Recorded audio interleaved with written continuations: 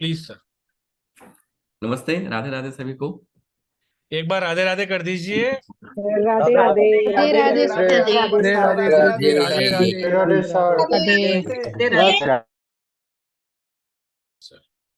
Please आप okay. सबसे request है कि आप सब अपने अगर कैमरे ओपन रखेंगे तो बहुत ही अच्छा लगेगा, ताकि सर भी आपको अपनी पूरी एनर्जी से सब कुछ दे पाए। Sir please, over to you sir, yes, please. Thank you. So नमस्ते सभी लोगों को, बहुत बहुत स्वागत है। आज this is the third session. पहले सेशन में हम लोगों ने इंट्रोडक्शन पढ़ा, सेकेंड सेशन में डिग्री निकालना और एक्सटेंशन पढ़ा। एक्सटेंशन के कुछ कंसेप्ट्स जो है लास्ट सेशन में क्लियर नहीं हुए थे, तो उनको हम लोग आज फिर से टच करने वाले हैं। डिग्री को हम लोग फिर से मतलब निकालना सीख सीख लेंगे एक बार। दो तरीके से मैंने सिखाया था पिछली बार, आज फिर से हम बात करेंगे। डिग्री निकालना जरूरी इसलिए है क्योंकि सारी जितनी भी कहानी है वो at the end of the day अगर हमने घर की डिग्री सही नहीं निकाली तो सारा का सारा कैलकुलेशन गड़बड़ हो जाएगा। बहुत सिंपल सिंपल से मेथड है जिससे हम डिग्री निकाल सकते हैं। बहुत ज्यादा उसको कॉम्प्लिकेटेड करके मतलब प्रेजेंट किया गया है, और इस वजह से हम बहुत ज्यादा कॉम्प्लिकेशंस में फंसते हैं। जितने सिनेरियोज मैं शेयर करूंगा वो सारे सिनेरियोज जितने भी सिचुएशंस हैं वो सब में कवर हो जाएगा। तो आप लोग उसको बहुत ध्यान से समझिएगा आज फिर से। और उसके बाद हम लोग बात करेंगे 5 एलिमेंट्स। आज हम लोग स्टार्ट करेंगे कि cycle of construction, cycle of destruction क्या होता है। और उसमें एक चीज आज जो है कोशिश करूंगा मैं कवर करने की, कि ये 5 एलिमेंट के हिसाब से उसका जो वास्तु पुरुष के साथ क्या संबंध है। कैसे वास्तु पुरुष को क्रिएट करके, जो हमारे वैदिक स्कॉलर थे उन्होंने कैसे उसको क्रिएट करके 5 एलिमेंट को भी बैलेंस करने की बात कर दी। तो वो एक बड़ा अच्छा सा मतलब एक टॉपिक रहेगा हम लोगों के डिस्कशन का, ठीक है। जिस किसी को भी क्वेश्चन होगा आप प्लीज अपना क्वेश्चन जो है चैट बॉक्स में डालेंगे। और सबसे रिक्वेस्ट यही है कि make notes as much as you can. आप आए हैं यहाँ बैठे हैं तो सिर्फ बैठ के सुनिए नहीं, अगर आप नोट्स वगैरह बनाएंगे तो बहुत सारी चीजें आप लेके जा पाएंगे। और जैसे मैंने पहले भी कहा था और मैं अभी भी कहता हूँ कि इसकी गारंटी और प्रॉमिस है कि अगर आपने अच्छे से क्लासेस की तो आप अपने घर का वास्तु 100% कर पाएंगे, और अगल बगल जिसका भी करना चाहे उनका भी कर पाएंगे। इसमें कहीं भी डाउट मत रखिएगा, ठीक है।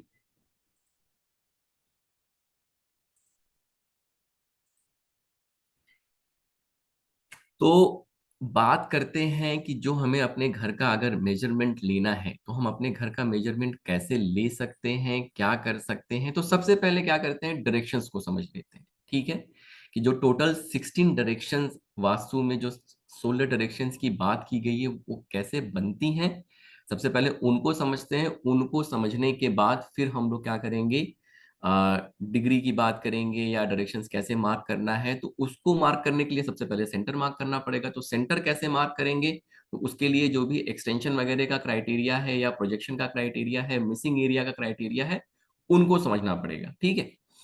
तो अगर आप यहाँ पे देखेंगे तो देखिए क्या होता है, चार हमारी मेन डायरेक्शंस होती है। अगर हम 16 डायरेक्शंस की बात करें तो चार मेन डायरेक्शंस हैं और चार जो है कार्डिनल डायरेक्शन है, ठीक है। मतलब चार मेन डायरेक्शन कौन कौन सी हो गई, तो नॉर्थ, जस्ट लेट मी,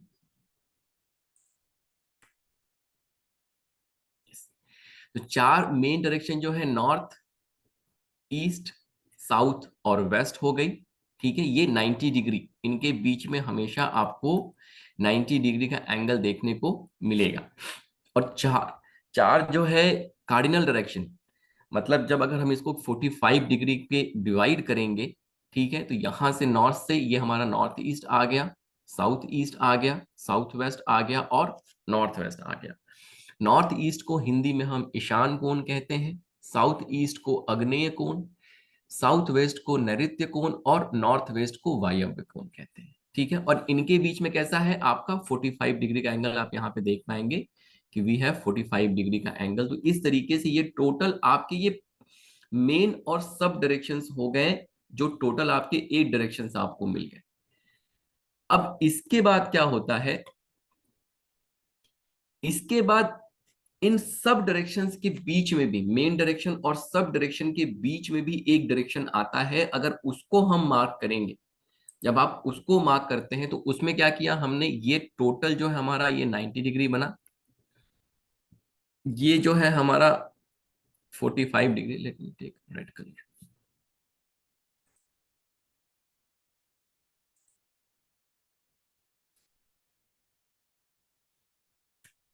अब इस 45 डिग्री को भी आप फर्दर बाइफरकेट कर लेते हैं, ये आपका 22.5 डिग्री हो जाएगा, ये आपका 22.5 डिग्री हो जाएगा।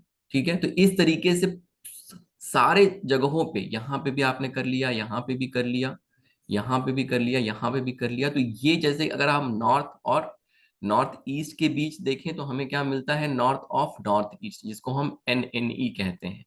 ऐसे ही अगर नॉर्थ और नॉर्थ वेस्ट के बीच में देखें तो हमें क्या मिलता है, नॉर्थ ऑफ नॉर्थ वेस्ट।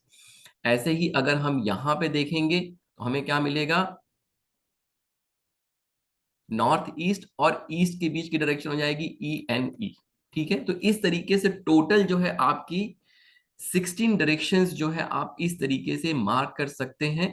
यहाँ से यहाँ पे देखिए ESE आ गया, SSE आ गया।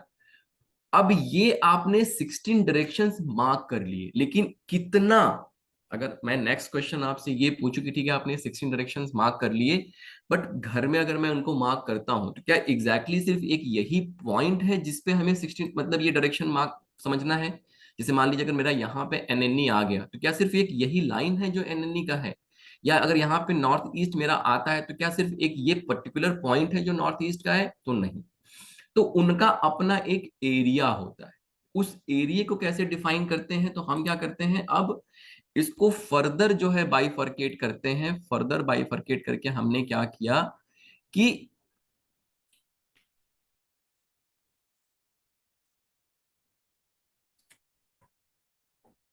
देखिए शुरू हम लोगों ने किया था 90 डिग्री से, फिर हम लोगों ने क्या किया, 45 डिग्री किया, फिर 45 डिग्री को हमने क्या किया, 22.5 डिग्री कर लिया। ठीक है, अब इस 22.5 डिग्री को भी हमने क्या किया, 11.5 डिग्री से डिवाइड कर लिया। तो यहां पे आपको 16 टोटल जो पार्ट्स हैं, अगर मैं इसको एंगुलर, अगर 360 डिग्री मेरा टोटल एंगल है, डिवाइडेड बाई 16 करूं तो ये 22.5 के आसपास आएगा। ऐसे हमने क्या किया, अब इस 20.5 डिग्री को भी डिवाइड करके 11.25 डिग्री का एक हिस्सा बन गया। तो इसका मतलब कितने हो गए, 32 पार्ट्स मुझे मिल गए।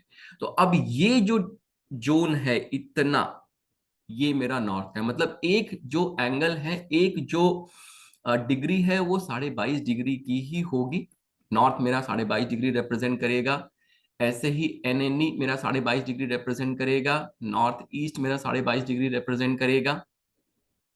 ENE मेरा 22.5 डिग्री। इस तरीके से हर एक जोन को हम लोगों ने 22.5 डिग्री में डिवाइड कर लिया। ठीक है, सबको समझ में आया? सबको क्लियर है ये? अगर क्लियर है तो please right S in chat box.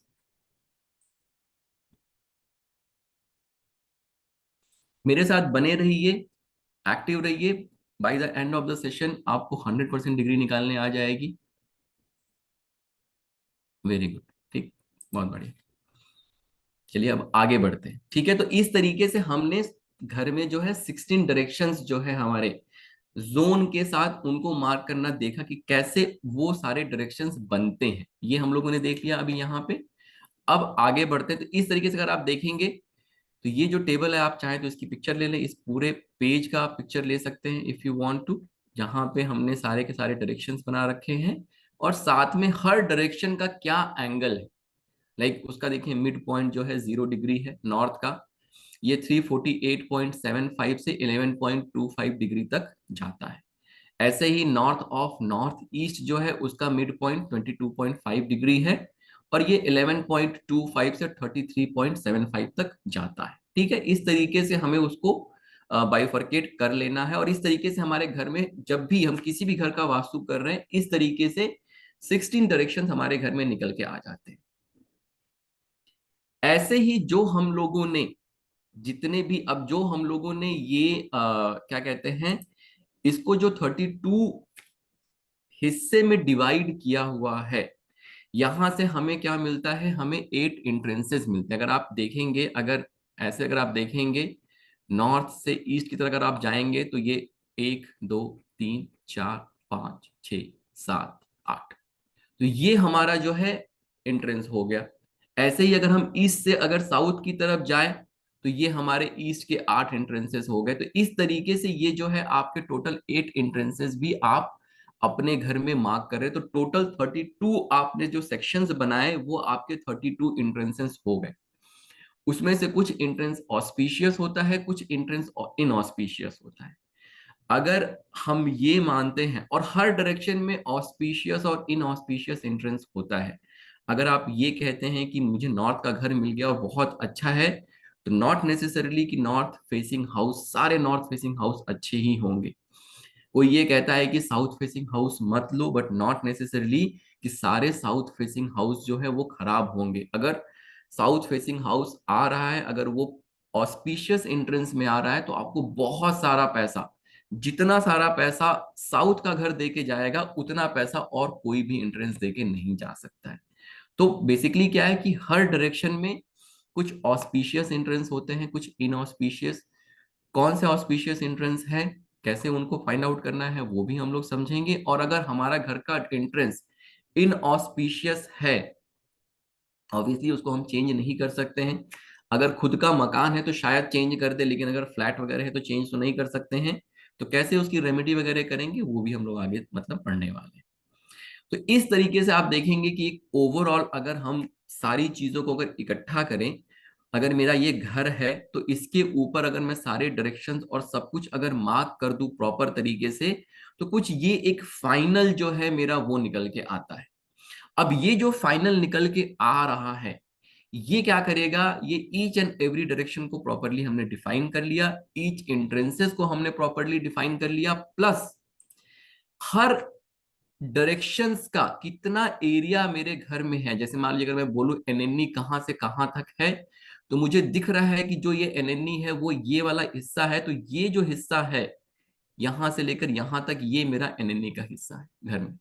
तो अब अगर मान लीजिए कि एनएनई की जो भी गुणधर्म होंगे, जो भी उसकी क्वालिटीज होंगी, उस क्वालिटीज के हिसाब से क्या मुझे रिजल्ट मिल रहा है, क्या मुझे गलत रिजल्ट मिल रहा है, उसको हम एनालाइज करेंगे। और एनालिसिस करके देखिए, हर डायरेक्शन का अपना एक एट्रीब्यूट है, और जब उसमें कोई एक्टिविटी हम परफॉर्म करते हैं तो वो क्या करता है, अपना एक एक्सपीरियंस क्रिएट करता है। जैसे अगर साउथ ईस्ट डायरेक्शन की हम बात करें, तो साउथ ईस्ट डायरेक्शन कहता है कि ये अग्नि का जोन है, यहाँ पे अगर किचन हो या कोई भी आग से संबंधित काम हो, तो क्या होगा, उस जोन को उस जोन के लिए ये एक्टिविटी कैसी है, अच्छी है, उसके सपोर्ट में है। तो क्या करेगा वो, कैसा एक्सपीरियंस क्रिएट करेगा, एक अच्छा एक्सपीरियंस क्रिएट करेगा, पॉजिटिव एक्सपीरियंस क्रिएट करेगा। अब मान लीजिए साउथ ईस्ट जो जोन है वहां पे आपने पानी की टंकी बना दी। अब अगर पानी की टंकी हमने बना दी, तो अब पानी की टंकी कैसी एक्टिविटी है, ऑपोजिट एक्टिविटी हो गई। तो वो जो एक्सपीरियंस, मतलब एक तरह से जो आग है साउथ ईस्ट की, उसको हम बुझाने का काम कर रहे हैं। तो वो जो एक्सपीरियंस कैसा क्रिएट करेगा, मतलब उस जोन का अपना गुणधर्म है, हमने वहां पे एक एक्टिविटी की, उस एक्टिविटी की वजह से जो उसका फाइनल आउटकम आया, वही एक्सपीरियंस हमारे लाइफ में क्या होता है, फलीभूत होता है या विजिबल होता है। तो अगर पानी की टंकी वहां आएगी, तो आग को क्या करेगी, बुझाने का काम करेगी, कम करेगी, और इवेंचुअली क्या होगा, फिर आपकी लाइफ में उससे रिलेटेड दिक्कतें आनी शुरू हो जाएगी। फायर अगर कमजोर होगा, तो फायर के कमजोर होने से या साउथ ईस्ट के गड़बड़ होने से क्या दिक्कत आने वाली है, इम्बैलेंस होने से क्या दिक्कत आने वाली है, जब हम लोग पढ़ेंगे तो आपको क्लियर हो जाएगा। फिर आप अगर रिलेट करेंगे कि इस जोन में ये क्वालिटी है, हम ये एक्टिविटी परफॉर्म कर रहे हैं, तो मेरे लाइफ में ये प्रॉब्लम्स होनी चाहिए, है क्या, अगर है तो इसका मतलब है कि इस जोन में प्रॉब्लम है, मुझे उसको बैलेंस करना पड़ेगा। ठीक है। अब देखिए, यही सारी चीजें, जितनी भी चीजें मैनुअली हम लोगों ने की, हम चाहें तो बैठ के मैनुअली सारी चीजें निकाल सकते हैं, बट ये जो है एक बहुत अच्छा टूल है जिसको हम सब लोग यूज कर सकते हैं। मैंने क्लास में सबसे पहले भी कहा था कि अगर आप सच में वास्तु सीखना चाहते हैं या करना चाहते हैं, तो आप सबके पास ये टूल होना चाहिए। तो ये क्या करता है, बेसिकली एक तरह से हर तरीके से आपको वो सारी इंफॉर्मेशन, अगर आप देखेंगे यहाँ पे नॉर्थ का कितना हिस्सा है, नॉर्थ ऑफ नॉर्थ ईस्ट का कितना हिस्सा, ये सारी चीजें जो है अपने आप डिफाइन हो गई यहाँ पे।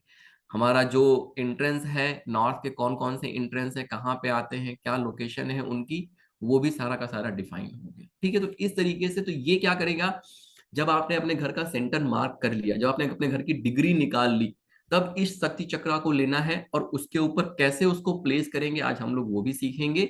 और प्लेस करके फिर सारे डायरेक्शंस आप मार्क करके सारे डायरेक्शंस आप निकाल लेंगे। जब सारे डायरेक्शंस आप निकाल लेंगे तो कुछ इस तरीके का फाइनल आपको जो है एक रिजल्ट देखने को मिलेगा। जो वो कैसा होगा, कैसे आप कर पाएंगे, उसकी बात भी हम लोग करेंगे। ठीक है, अब देखिए वापस से हम लोग इसको रिपीट कर रहे हैं। कोशिश करिएगा ईच एंड एवरी सिनेरियो को समझने की कोशिश करिएगा। जब भी मैं एक सिनेरियो समझाऊंगा उसका मैं फीडबैक आप लोगों से लूंगा। आई होपफुली कि सबको फिर वो क्लियर होगा, तब हम लोग आगे बढ़ेंगे। लेकिन प्लीज आप सब लोग अटेंशन जरूर पे करिएगा। देखिए सबसे पहला जो एक सबसे सिंपल, अगर हमें घर मिलता है, ठीक है, और सबसे जो बेस्ट होता है वो होता है, अगर हमें स्क्वायर हाउस मिल गया या रेक्टेंगल हाउस मिल गया।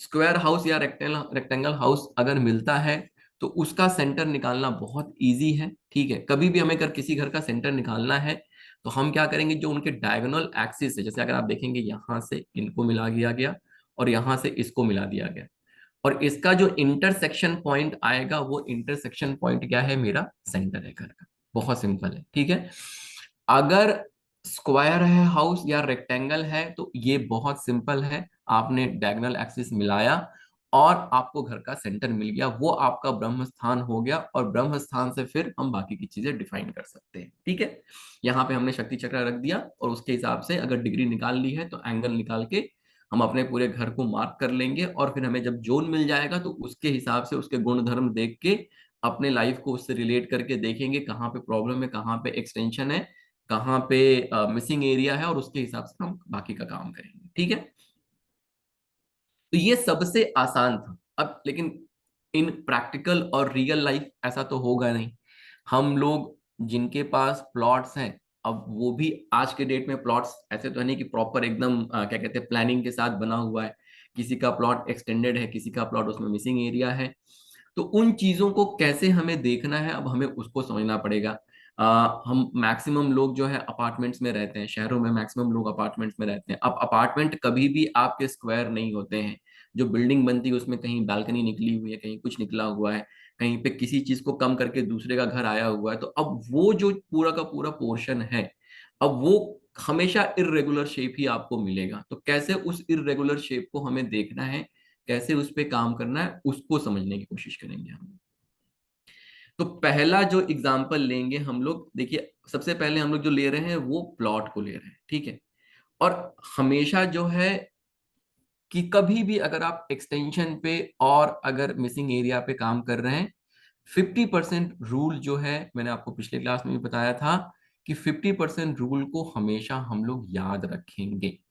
ठीक है, अब 50% रूल के हिसाब से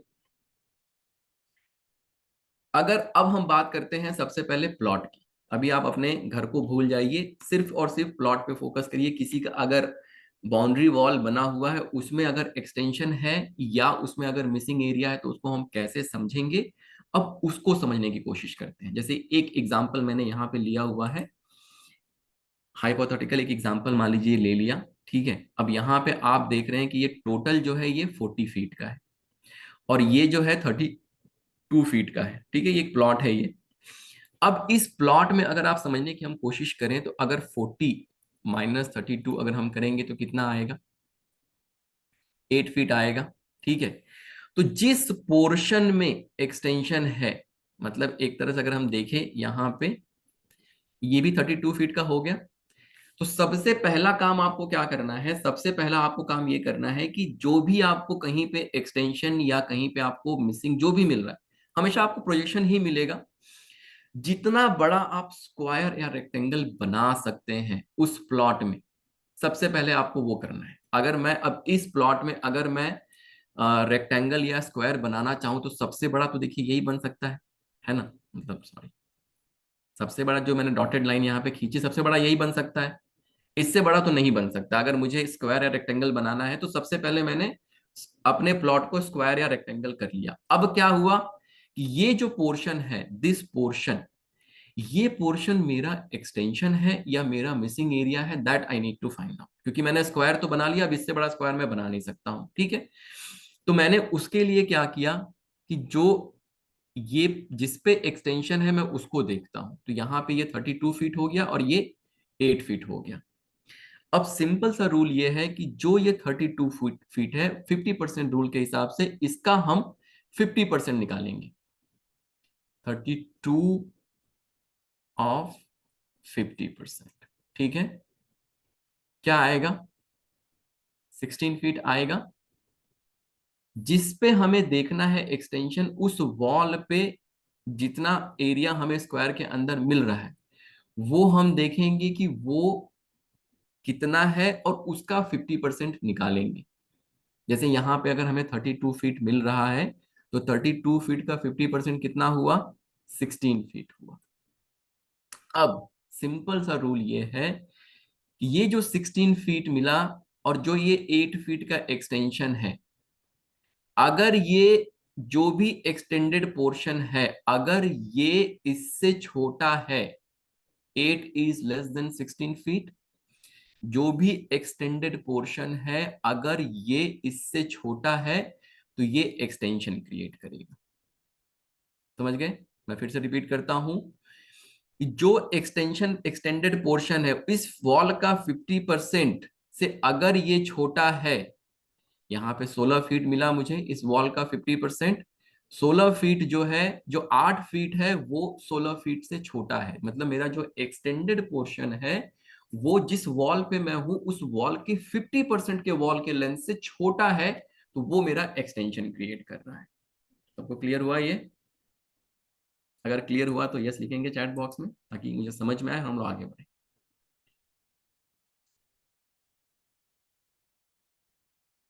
यस यस यस। ठीक है, आज सारे यस आ रहे हैं, नो नहीं आ रहे हैं जैसे पिछली बार आए थे, because I don't like no. Very good. अब इसी सेम सिनेरियो को अब इसी सेम सिनेरियो को अगर हम इस तरीके से देखें, अब देखिए सेम उसी सिनेरियो को हम लोगों ने एक और ले लिया।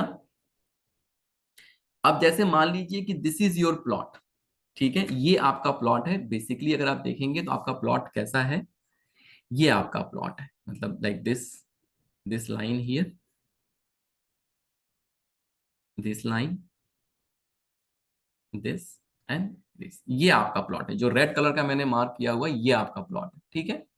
अब आप देखेंगे कि इसमें अभी अगर हमारा रूल क्या कहता है कि हमें सबसे बड़ा, जितना बड़ा हम स्क्वायर बना सकते हैं तो सबसे पहले उतना बड़ा स्क्वायर बनाएंगे या रेक्टेंगल बनाएंगे।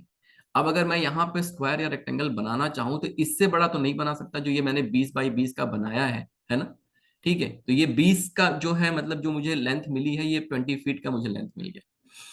अब ये जो पोर्शन है, जो मेरा एक्सटेंडेड पोर्शन मुझे यहाँ दिख रहा है, तो जो एक्सटेंशन वाला जो एरिया है वो कितना फीट है, तो वो 25 फीट है, ठीक है। और ये क्या है, 20 फीट है। अब मेरा रूल क्या कहता है कि मुझे जिस वॉल पे मुझे एक्सटेंशन देखना है उस वॉल के लेंथ को, 20 फीट को मुझे क्या करना पड़ेगा, 50% निकालना पड़ेगा इसका, ठीक है। 50% कितना आएगा, 10 फीट। अब 10 फीट जो है 25 फीट, तो 25 फीट जो मेरा प्रोजेक्शन है उससे 10 फीट छोटा है या बड़ा है? छोटा है। अगर छोटा है तो हम क्या करेंगे कि अब जो ये एरिया है ये क्या कर रहा है, अब मिसिंग एरिया क्रिएट कर रहा है।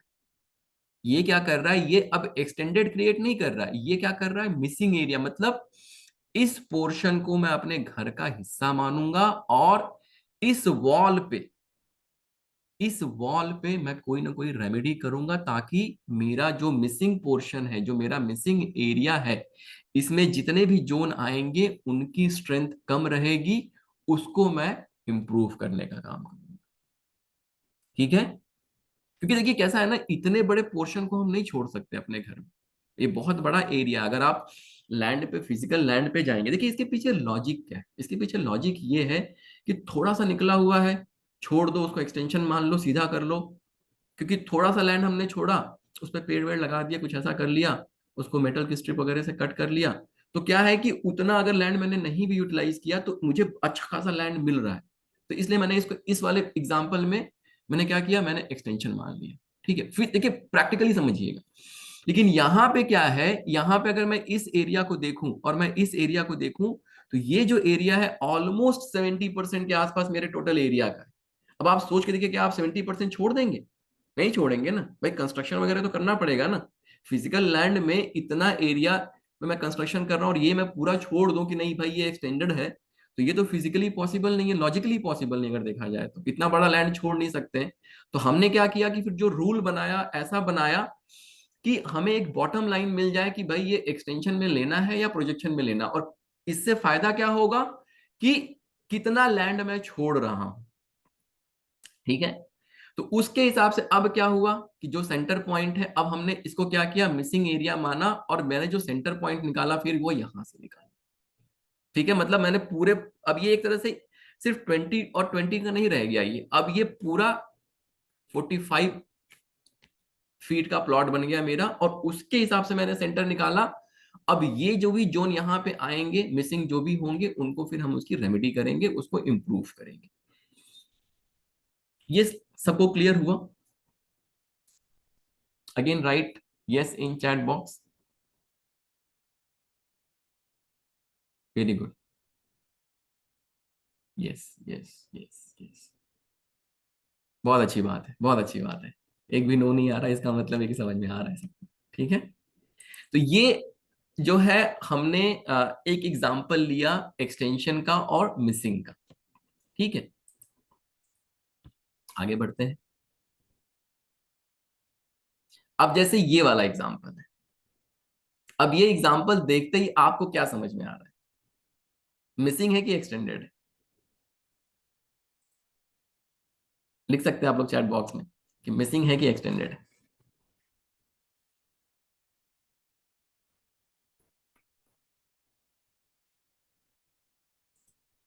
सी मिसिंग है, सब सब लोग मिसिंग बोल रहे हैं, किसी ने भी एक्सटेंडेड नहीं बोला, राइट? क्यों? क्योंकि आपके पास अभी एक रूल आ गया है ना, एक थंब रूल आपको मिल गया, तो हमने यहाँ पे भी वापस से वही चीज अप्लाई करी कि जितना बड़ा मैं स्क्वायर बना सकता हूं या रेक्टेंगल बना सकता हूं हमने बनाया, और बनाने के बाद अब क्या हुआ, ये 17 फीट का हो गया और ये जो है मेरा 23 फीट का हो गया।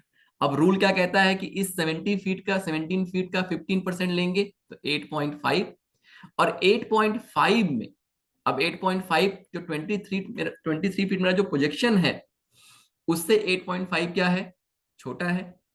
अगर छोटा है तो फिर ये क्या हो जाएगा, मिसिंग एरिया क्रिएट करेगा। तो हम क्या करेंगे, जो मिसिंग एरिया है उसको आपस में मर्ज करेंगे या मिलाएंगे और स्क्वायर या रेक्टेंगल बना के फिर मेरा जो सेंटर पॉइंट है वो सेंटर पॉइंट ये इस तरीके से निकलेगा। आई थिंक सबको क्लियर है, ये आगे बढ़ते हैं।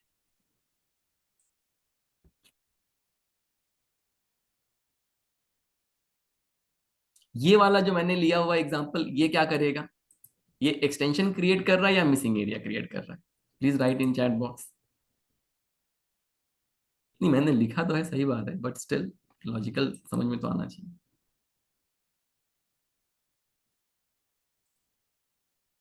एक्सटेंशन है, राइट?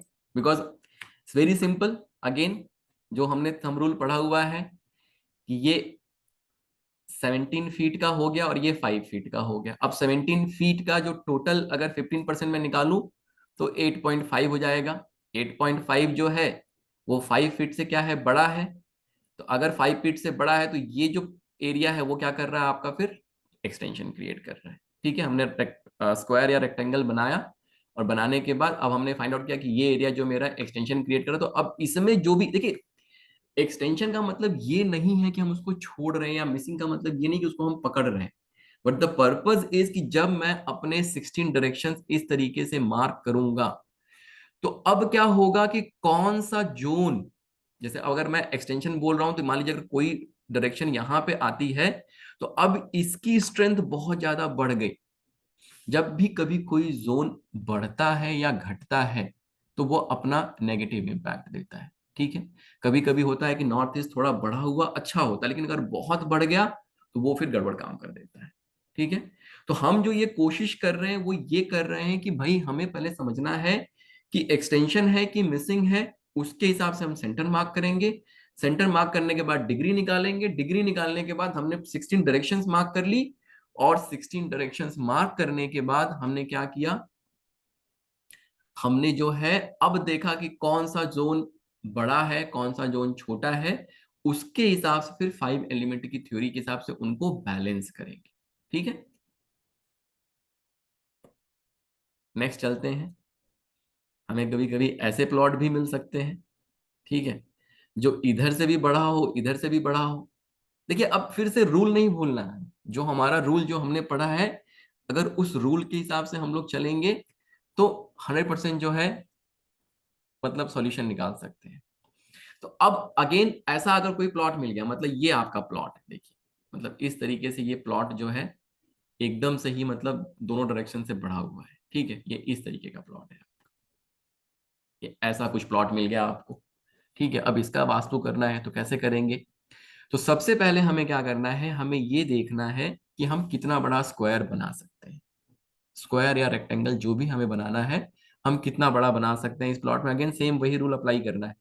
तो अगर आप देखेंगे तो सबसे बड़ा स्क्वायर जो है या रेक्टेंगल जो है इतना बड़ा ही बन पाएगा, 20 बाई 20 का ही बन पाएगा, इससे बड़ा नहीं बन पाएगा। अब 20 बाई 20 का बनने के बाद हमने क्या किया, अब हमें फाइंड आउट करना है कि जो बचा हुआ एरिया है उसको मैं एज एन एक्सटेंशन लूं या उसको मैं एज अ मिसिंग एरिया लूं। उसके लिए क्या करना पड़ेगा, इतना ले लीजिए पोर्शन, सिर्फ अभी सिर्फ सबसे पहले इतने पोर्शन को हम देखेंगे, ठीक है, बाकी सब भूल जाइए, सिर्फ इतने पोर्शन को देखेंगे। अगर इतना पोर्शन अगर हम देखते हैं तो इतने पोर्शन के लिए अगेन क्या होगा, इस वॉल को हमें देखना पड़ेगा। ये जो मेरा वॉल है, ये जो पोर्शन है इसके 50% से ये कम है, दिख रहा है साफ साफ, तो ये एरिया क्या हो जाएगा, एक्सटेंडेड हो जाएगा। क्लियर है। सिमिलरली हम क्या करेंगे, इस पोर्शन को देखेंगे। जब इस पोर्शन को देखेंगे तो इस पोर्शन में ये वाला जो वॉल है इसके एक्सटेंशन को देखना है। ये 20 है, अगर इसका अगर हम 10% करें, 15% करें, तो ये वाला पोर्शन हमें साफ साफ दिख रहा है कि इसके 15% से 50% से कम ही होगा, तो ये वापस से एक्सटेंशन क्रिएट हुआ। ठीक है, अब आपने ये एक्सटेंशन फाइंड कर लिया, ये एक्सटेंशन फाइंड कर लिया, ये तो लॉजिकल है कि ये एक्सटेंडेड ही है ना। एडिशनल एडिशनल स्पेस है ना हमारे मतलब प्लॉट में, ये जो पोर्शन है ये तो लॉजिकल है ना, ये तो खुली आंखों से हमें दिख रहा है ना कि ये तो एक्सटेंडेड ही प्लॉट है मेरा, राइट। तो ये भी एक्सटेंशन में आ जाएगा। तो ये ओवरऑल ये जितना हिस्सा है ये पूरा का पूरा एक्सटेंशन में आ गया, और ये मेरा एक्चुअल जो है मैंने प्लॉट मार्क किया, जिसमें कंस्ट्रक्शन में सारे में कर सकता हूं, ठीक है। सबसे अच्छा तरीका ये होता है कि जो घर आप बना रहे हैं उस घर को आप कोशिश करिए कि रेक्टेंगल या स्क्वायर बनाइए, ठीक है, ताकि फिर उसके सारे जोन अपने आप में बैलेंस रहते हैं, वो बहुत अच्छे से आपको रिजल्ट देके जाएगा। बाकी जो ये हमारा एक्सटेंडेड पोर्शन है, अगर ये मेरा आउटर सरफेस है, बाहर का हिस्सा है, तो फिर मैं इसको अलग तरीके से रेमेडी कर सकता हूँ, या फिर अगर मुझे बहुत अच्छा खासा एरिया मिल रहा है तो मैं यहाँ भी कुछ बना सकता हूँ स्क्वायर शेप में, ठीक है। दो अलग अलग मैंने घर बना दिए, हो सकता है ये छोटे छोटा हो, गेस्ट हाउस जैसा बना दो, कुछ भी कर सकता हूँ। तो उस तरीके से आप मतलब उस तरीके से चीजों को प्लान कर सकते हैं, ठीक है। सबको क्लियर हुआ, ये लास्ट वाला जो एग्जाम्पल था ये भी क्लियर हुआ। Please right S in chat box. Very good, very good. अच्छी चीज ये है कि आज एक भी नो नहीं आ रहा है, and that is a good good thing, ठीक है। तो अब ये जो हम लोगों ने देख लिया, ये हम लोगों ने प्लॉट का देख लिया, ठीक है। अब बात करते हैं घर की। तो घर का जब भी हम देखेंगे, घर में या तो बालकनी निकली होगी, या तो घर में क्या होगा, कोई रूम बड़ा हुआ है, रूम छोटा हुआ है। तो अगर रूम कोई बड़ा हुआ है तो वो भी हम एक्सटेंशन के हिसाब से ही देखेंगे। तो जो मैं आपको ये रूल बालकनी के लिए बताने वाला हूं, यही रूल आपके, जैसे मैं अभी एक एग्जांपल लूंगा, जहां पे एक्चुअल एग्जांपल लूंगा, वहां पे आप देखेंगे कि बालकनी निकली हुई है और घर का जो हिस्सा जो है मिसिंग है, ठीक है। तो इसके लिए भी सिंपल रूल है।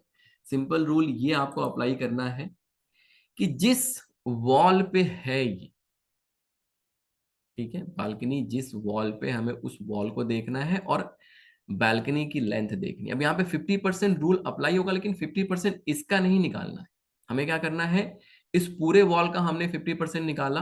जैसे मान लीजिए अगर इस ये पूरा वॉल मेरा 20 फीट का है, और मान लीजिए ये बालकनी जो है मेरी 7 फीट की है, ठीक है।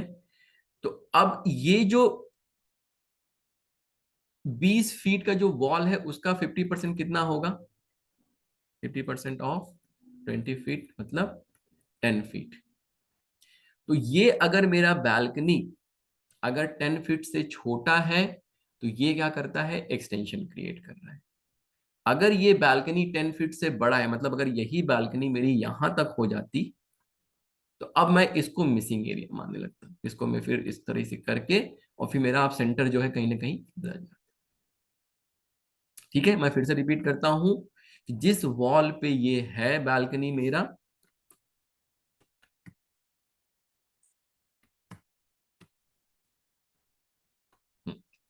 जिस वॉल पे मेरी बालकनी है उस वॉल को मैं देखूंगा, उस वॉल का मैं 50% निकाल लूंगा। 50% निकालने के बाद जो बालकनी की लेंथ है, जो ऐसे चौड़ाई है, वो अगर उस 50% से छोटा है तो वो एक्सटेंशन क्रिएट कर रहा है, प्रोजेक्शन क्रिएट कर रहा है।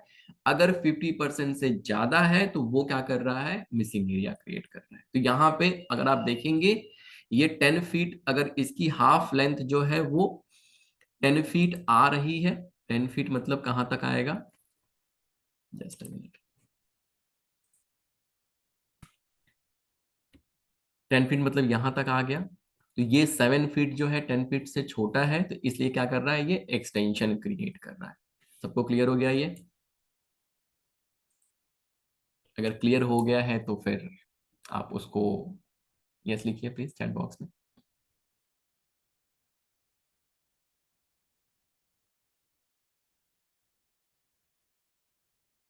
Very good. चलिए आगे बढ़ते हैं, एक और एग्जांपल लेते हैं। अब जैसे ये वाला देखिए, ठीक है। अब इसमें आप देख रहे हैं कि जो ये बालकनी है, ये जो ये वॉल है मेरा, ये फ्रॉम दिस टू दिस, ये जो मेरा वॉल है, इसमें जो ये बालकनी है वो इतनी बड़ी है। क्लियरली विजिबल है कि इस बालकनी का जितना भी वॉल का पोर्शन है उसके वो 50% से बड़ा है ये बालकनी जो है ना। मान लेते हैं जैसे कि अगर ये 20 फीट का वॉल है, तो बालकनी कहीं ना कहीं मुझे लग रही है 12 फीट के आसपास की बालकनी है। तो 20% का जो भी हमारा हिस्सा है, 20% का 50% कितना हुआ? 20 फीट का 50% कितना हुआ? 10 फीट हुआ। और बालकनी जो है वो 12 फीट की है, तो 12 इज ग्रेटर देन 10। तो इसका मतलब क्या हुआ कि ये जो है अब प्रोजेक्शन या एक्सटेंशन नहीं क्रिएट कर रहा है, ये मिसिंग एरिया, ये एरिया जो है घर का मिसिंग है। तो हम इसको इस तरीके से मैच करेंगे, और अब मेरा जो सेंटर बनेगा वो उसके हिसाब से मुझे उसका सेंटर निकालना है। ठीक है, सबको क्लियर हो गया ये? Very good. अब देखिए एक और एग्जांपल लेते हैं।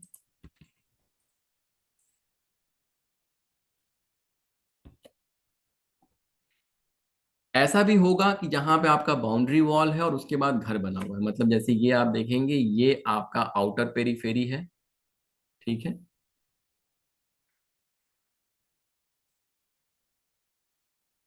और ये आपका अंदर जो है, जो एक्चुअल कंस्ट्रक्शन है घर का, एक्चुअल कंस्ट्रक्शन हो सकता है कि यहाँ पे कहीं पे होगा।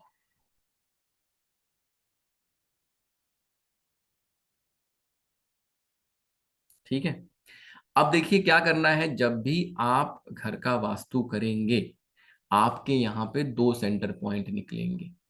एक सेंटर पॉइंट निकलेगा आपके इस आउटर पेरीफेरी का, मतलब जो हमारा ये टोटल है, तो इसका हमें अगेन डायगोनल वो मैच करना है। तो ये एक मेरा सेंटर पॉइंट हो गया, ठीक है। और जब मैं कंस्ट्रक्टेड जो एरिया है, जब मैं उसका सेंटर पॉइंट निकालूंगा, तो ये मेरा कंस्ट्रक्टेड एरिया का सेंटर पॉइंट। तो जो मेरा कंस्ट्रक्टेड एरिया है उसका जब मैं उसकी वास्तु करूंगा, तो मैं यहाँ पे शक्ति चक्रा को रखूंगा सेंटर पॉइंट, और उसके हिसाब से सारा का सारा वास्तु करूंगा। जब मैं पूरे प्लॉट का कर रहा हूं तो मैं फिर यहाँ पे रखूंगा शक्ति चक्र, और उसके हिसाब से पूरा का पूरा जोन डिफाइन करूंगा। ऐसे बहुत सारे लोग होंगे जिनका घर इस तरीके का होगा, जहां पे वो पूरा का पूरा एक बाउंड्री वॉल बना और उसके बीच में एक अच्छा सा घर बना हुआ है। ठीक है, तो इस तरीके से आप, और ये रही बात, ये अगर स्क्वायर नहीं है तो कैसे इसको स्क्वायर करना है, क्या करना, वो आपने ऑलरेडी सीख लिया कि एक्सटेंशन मार्क करना है कि प्रोजेक्शन मार्क करना है कि मिसिंग एरिया मार्क करना ऑलरेडी आपने वो सीख लिया है।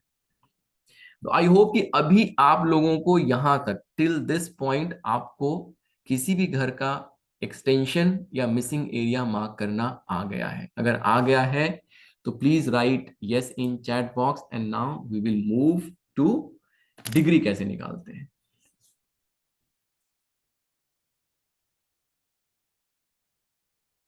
अभी कॉन्फिडेंट आया कि यस अब हम लोग जो है एक्सटेंशन या प्रोजेक्शन, हमेशा जो मैंने 50% रूल बताया है, कितना भी कॉम्प्लिकेटेड सिनेरियो आ जाए, अगर इस 50% रूल को अगर आप थंब रूल लेके चलेंगे, आप कभी भी नहीं फंसेंगे।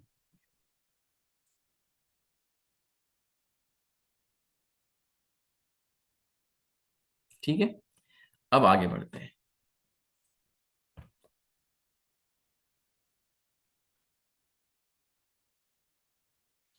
अब डिग्री निकालना समझते हैं सबसे पहले। ठीक है, थोड़े मैंने एग्जांपल्स लिए हुए हैं, कोशिश की है, थोड़े से मैंने पिक्चर्स डाले हैं ताकि आप लोगों को अच्छे से समझ में आ सके वो चीज। ठीक है, तो अभी मान लीजिए जैसे कि मैंने एक प्लॉट ले लिया। अच्छा, एक चीज आप लोग और समझिएगा, जब अगर आप अपने घर पे अगर काम कर रहे हैं तो जो चार्ट पेपर आता है ना, चार्ट पेपर को भी आप यूटिलाइज कर सकते हैं अपने घर के नक्शे वगैरह को बनाने के लिए। अगर आप मैनुअल खुद से काम करना चाह रहे हैं, आप चाहें तो किसी इंटीरियर डिजाइनर से या उस तरीके से आर्किटेक्ट वगैरह से बनवा सकते हैं। चार्ट पेपर पे आप कैसे काम करेंगे मैं आज आपको वो भी बता दूंगा, ताकि फिर आपके लिए ना बहुत ईजी हो जाएगा अपने घर के मैप को बनाना। जैसे मान लीजिए एक घर है,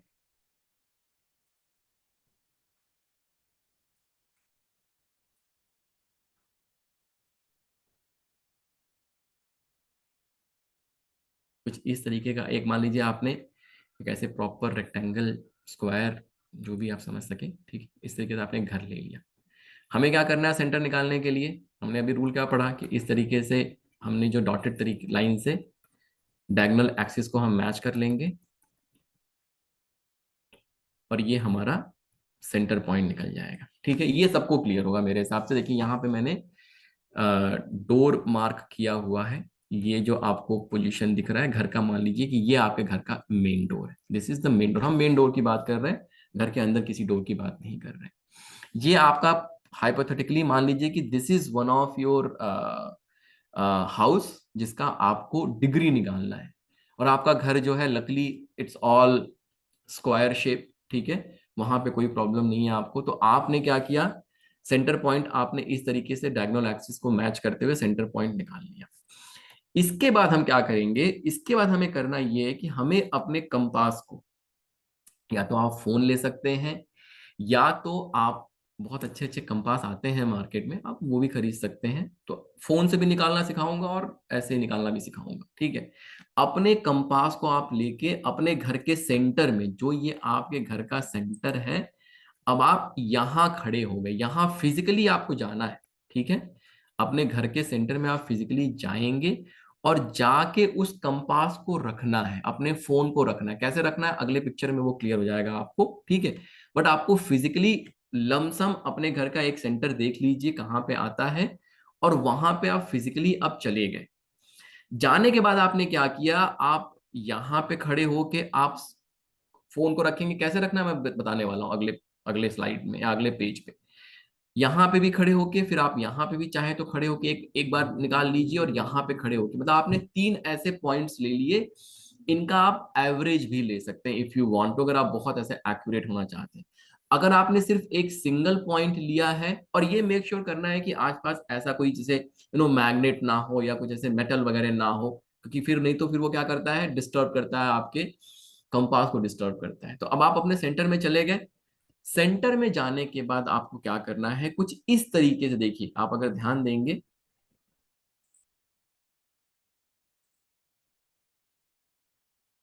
कुछ इस तरीके से देखिए यहाँ पे। अब इसको समझिएगा, देखिए ये, क्योंकि मुझे लगता है पिछली बार बहुत से लोगों को इस चीज में कंफ्यूजन थी, तो उसको दूर करने की कोशिश मैं करूंगा। अब देखिए ये मेरा डोर है, डोर की पोजीशन, मेन डोर है वो भी, डोर की पोजीशन बहुत, और ये मेरा सेंटर पॉइंट है। ये जो आप देख रहे हैं, जो मैंने लाल रंग का यहाँ मार्क कर दिया, this is my centre point. ठीक है, तो ये डोर से जब भी, और अगर मैं यहाँ पे मतलब खड़ा हूं और जब मैं कंपास रख रहा हूं, तो ये इसकी फेसिंग ऐसी है, मतलब मेरा फोन जो है ना, इस वॉल से 90 डिग्री बन रहा है, इस वॉल के पैरेलल है।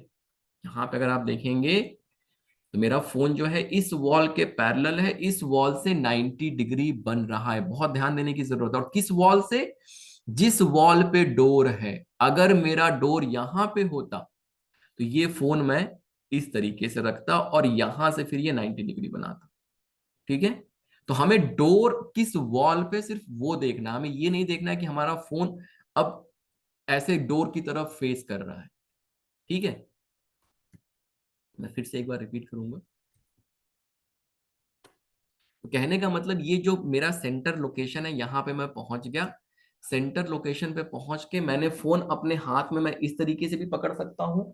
If I want I can take my phone like this. ठीक है, इस तरीके से ही पकड़ सकता हूं। इसको मैं चाहूं तो जहां पे मेरा सेंटर है वहां पे मैंने इसको इस तरीके से प्लेस भी कर दिया, इस तरीके से रख भी सकता हूं। जब आपने रखा तो कंडीशन क्या है? कंडीशन यही है कि मेरा जो ये फोन है ये यहां से 90 डिग्री का एंगल क्रिएट करना चाहिए जिस वॉल पे मेरा डोर है, और उसके पैरेलल जो वॉल है उसके ये पैरेलल होना चाहिए। मतलब ये बिल्कुल इसके पैरेलल हो गया। जस्ट ये बिल्कुल इसके पैरेलल हो गया और यहाँ पे 90 डिग्री। ये सबको क्लियर हुआ क्या? ये पॉइंट मुझे प्लीज आप लोग बताइएगा। सब लोग please write yes in chat box अगर ये क्लियर हुआ है तो, because it's very very important. I think सबको क्लियर है।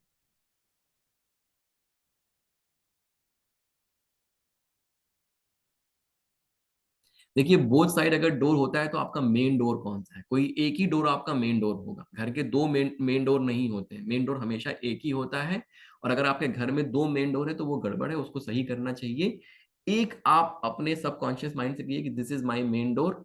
और हमेशा मेन डोर इसीलिए सबसे बड़ा बनाया जाता है।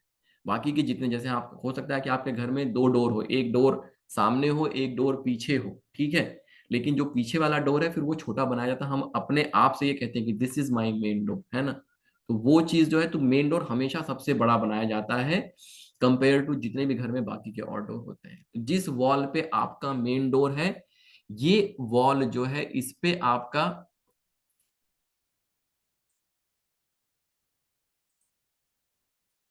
ये जो वॉल है इस वॉल पे आपका मेन डोर है। आपने सेंटर पॉइंट निकाल लिया, सेंटर पॉइंट पे खड़े होंगे, अपने फोन को इस तरीके से रखेंगे कि ये परपेंडिकुलर जिसको हम कहते हैं, मतलब 90 डिग्री का एंगल बन रहा है। मतलब ये जो पोर्शन है और ये पोर्शन आपस में पैरेलल हो गया अगर आप देखेंगे तो। ठीक है, मतलब मेरा फोन जो है इस वॉल से 90 डिग्री पे है, इस वॉल से पैरेलल है। अब जो भी अब जो भी इसमें रीडिंग आ रही, जैसे यहां पे आप देखेंगे 160 डिग्री साउथ आ रहा है, तो मेरे घर का जो डिग्री है वो 163 डिग्री साउथ हो गया।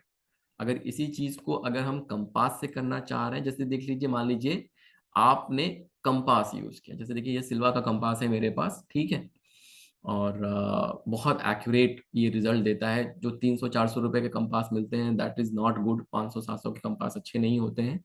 या तो फिर आप आईफोन यूज करिए, अपना फोन यूज करिए, या फिर इस तरीके का कोई अच्छा कंपास खरीदिए। ठीक है, अब यहां पे आप देखेंगे कि ये 163 डिग्री ईस्ट, मतलब यहाँ पे आपको मिलना शुरू हो गया। ठीक है, जैसे यहाँ पे हमें 163 डिग्री हमने निकाला, यहाँ पे दिख रहा है। यहाँ पे अगर आप पढ़ेंगे ये 160 डिग्री है, और इसके बाद यहाँ पे 3 डिग्री, और यहाँ पे, यहाँ से बीच में हमें देखना होता है। तो ये 163 डिग्री, अगेन इसको उसी तरीके से प्लेस किया गया है कि इसके इसके जो है 90 डिग्री पे है ये।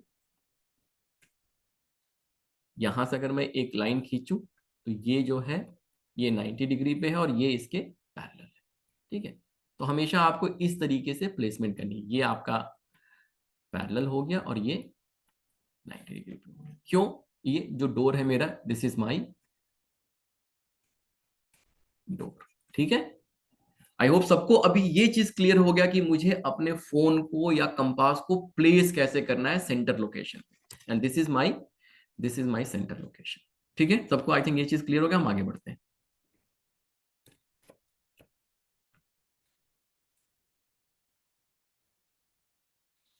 अगर मान लीजिए आपको लग रहा है कि नहीं सर ये तो अभी भी समझ में नहीं आ रहा, अब मैं क्या करूं?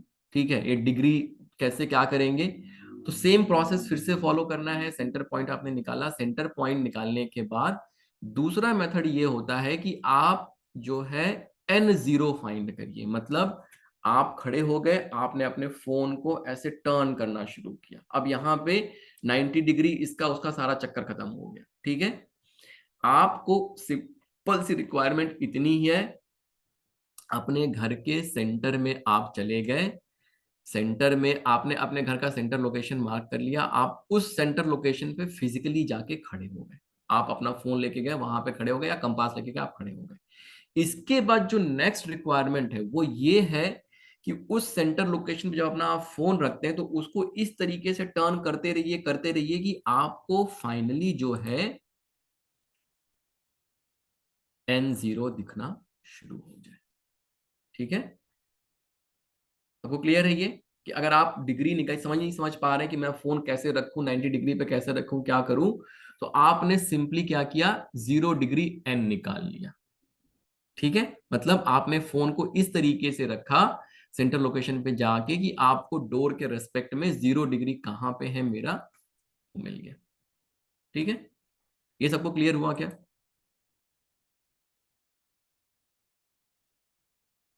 सबको क्लियर हुआ? Please write yes in chat box अगर क्लियर हुआ तो।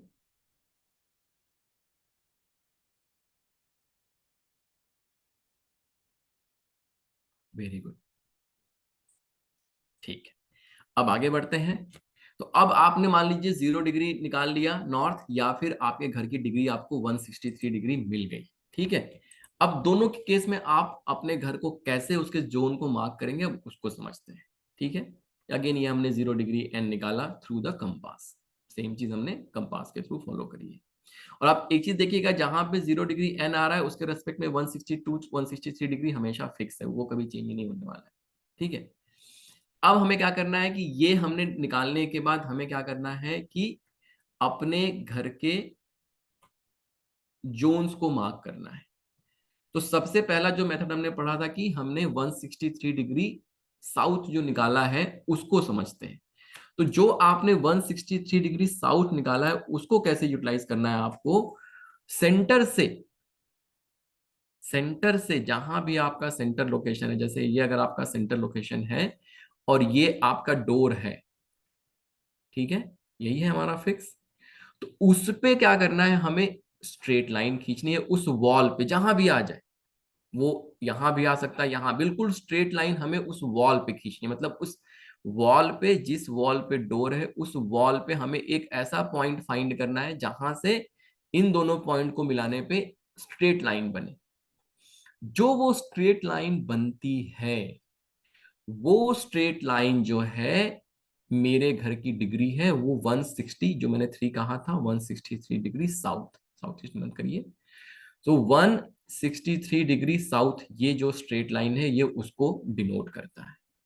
ठीक है, जिसने डिग्री निकालना सीखा उसके लिए ये है 163 डिग्री साउथ। आपने इस तरीके से उस वॉल पे जिस पे डोर है उस पे वॉल पे आपने एक पॉइंट फाइंड आउट किया जहां से सेंटर और उस पॉइंट को मिलाने से स्ट्रेट लाइन बनता है। ठीक है, सबको क्लियर हो गया ये चीज? आपने 163 डिग्री साउथ यहां पे मार्क कर लिया। Is it clear to everybody? Again please write yes in chat box. Yes yes yes, very good very good. ठीक है, अब हमने ये कर लिया, अब आगे बढ़ते हैं। इसके बाद हमें क्या करना है, अब ये मार्क करने के बाद हमें जो हमने शक्ति चक्रा जो हमने बताया था मैंने, आप वो शक्ति चक्रा लेंगे और इसके ऊपर आपको उसको प्लेस करना है। कैसे प्लेस किया देखिए मैंने, ध्यान दीजिएगा, बहुत इंपॉर्टेंट है ये वाला स्टेप भी। मेरे इस शक्ति चक्रा में जहां पे भी 160 डिग्री, अगर आप देखेंगे जो ये जो लोकेशन है शक्ति चक्रा में वो 163 डिग्री आ रहा है। ठीक है, मैंने अपने शक्ति चक्रा में क्या देखा कि 163 डिग्री कहाँ पे, जैसे ये 160 डिग्री है, दिस इज 160, तो यहां से 3 डिग्री और आगे बढ़ के 163 डिग्री आ गया, this is 163 and this is south. ठीक है, कंफ्यूज नहीं होना है हमें। दो चीजें हमें करनी है, एक जो सेंटर है ये मेरा सेंटर है, तो जो प्लॉट का जो मैप का सेंटर है उस सेंटर को इस सेंटर से मैच करेंगे शक्ति चक्रा के, और क्या करेंगे, ये जो लाइन मैंने बनाई है 160 डिग्री 63 डिग्री उस पे प्लेस करेंगे। जो भी मुझे 163 डिग्री देखेंगे, अगर आप देखेंगे यहां पे,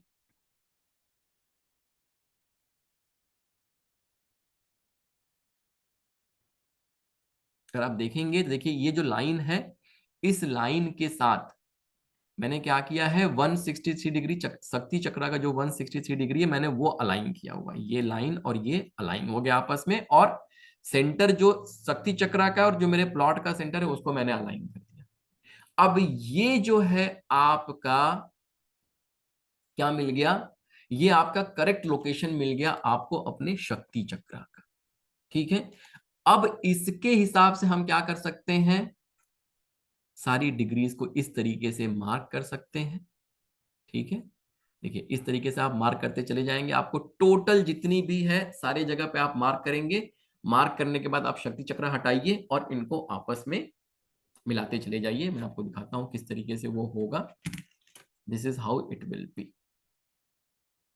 163 डिग्री को मैंने मार्क किया, मार्क करने के बाद अब मैंने सारे एंगल्स को प्रॉपरली क्या किया, मार्क कर लिया। मार्क करने के बाद क्या होता है, अब ये मेरा साउथ का जोन बन गया, ये मेरा SSW का जोन बन गया, और इस तरीके से साउथ वेस्ट का, WSW का वेस्ट, ये सारे जोन मैंने डिफाइन कर लिए। मेरा ये सेंटर है, सेंटर से ये जो एरिया, अब देखिए थोड़ा इस पे बात करते हैं।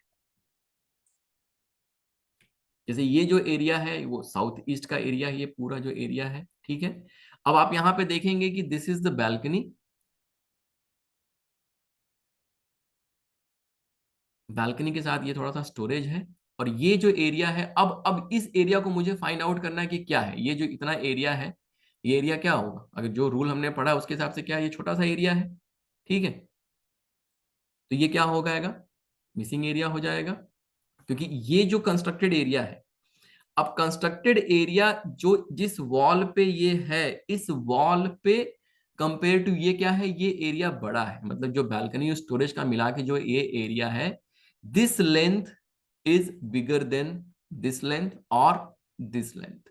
तो मैंने क्या किया, इसको भी मिसिंग मार्क किया, इसको भी मिसिंग मार्क किया। अब मैंने इसको आपस में ज्वाइन करके जो सेंटर निकाला है वो प्लॉट का सेंटर या घर का सेंटर यहां से निकला, इस तरीके से यहां से निकला। तो ये मेरा सेंटर पॉइंट हो गया। अब मुझे क्या दिख रहा है, अब जब मैं इस घर को एनालाइज करूंगा तो अब मुझे क्या दिख रहा है कि जो एनी का जोन है, अगर आप देखेंगे this is any, right. North east अगर मैं देखूं तो नॉर्थ ईस्ट कहां पे है, नॉर्थ ईस्ट इतना ही आ रहा है ना। अगर देखा जाए तो इस पूरे घर में नॉर्थ ईस्ट जो है वो छोटा है, बाकी जोन ऑलमोस्ट कहीं ना कहीं बराबर है। नॉर्थ ईस्ट और नॉर्थ ऑफ नॉर्थ ईस्ट, ये दो जोन जो है यहाँ पे मुझे छोटे दिख रहे हैं, बाकी के सारे जोन ऑलमोस्ट कहीं ना कहीं इक्विवेलेंट है, बराबर है। थोड़ा बहुत छोटा बड़ा हो सकता है, लेकिन यहाँ पे क्या दिख रहा है मुझे कि नॉर्थ ईस्ट और नॉर्थ ऑफ नॉर्थ ईस्ट जो है छोटे। तो मुझे क्या करना पड़ेगा, जो मिसिंग पोर्शन है उस मिसिंग पोर्शन को सही करने के लिए मुझे कुछ ना कुछ ऐसे एलिमेंटल बैलेंस करना पड़ेगा, जो हम 5 एलिमेंट की थ्योरी पढ़ने वाले हैं उसके हिसाब से हमें उसको इस तरीके से बैलेंस करना पड़ेगा कि ये जो कम है ये बढ़ जाए। ठीक है, तो हम लोग कलर को, मेटल को, बाकी चीजें यूज करके कैसे इसको करना है वो जो हम लोग 5 एलिमेंट पढ़ेंगे तो वहां पे हम लोग सीखेंगे। जब हमने इस पूरे घर को, अगर हमने ये जो मिसिंग है अगर इसको मैंने बैलेंस कर लिया तो मेरा पूरा का पूरा घर अब जो है आप बैलेंस हो गया।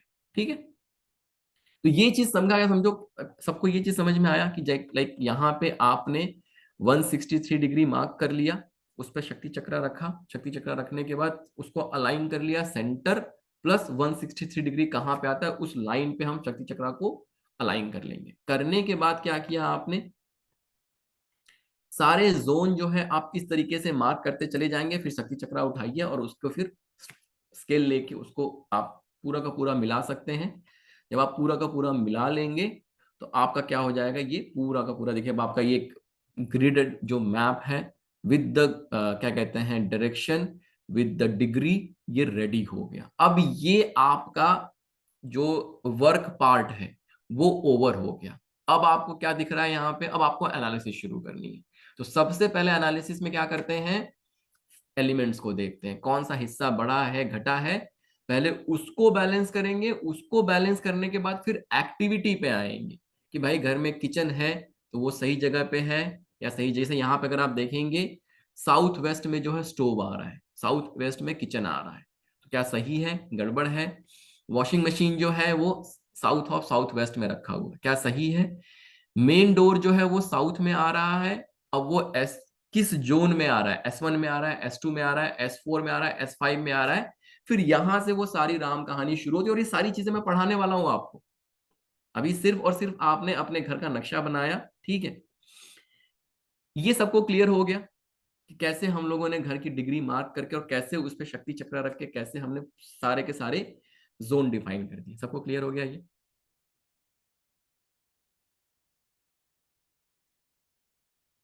Very good, very good, very good. Similarly जो है,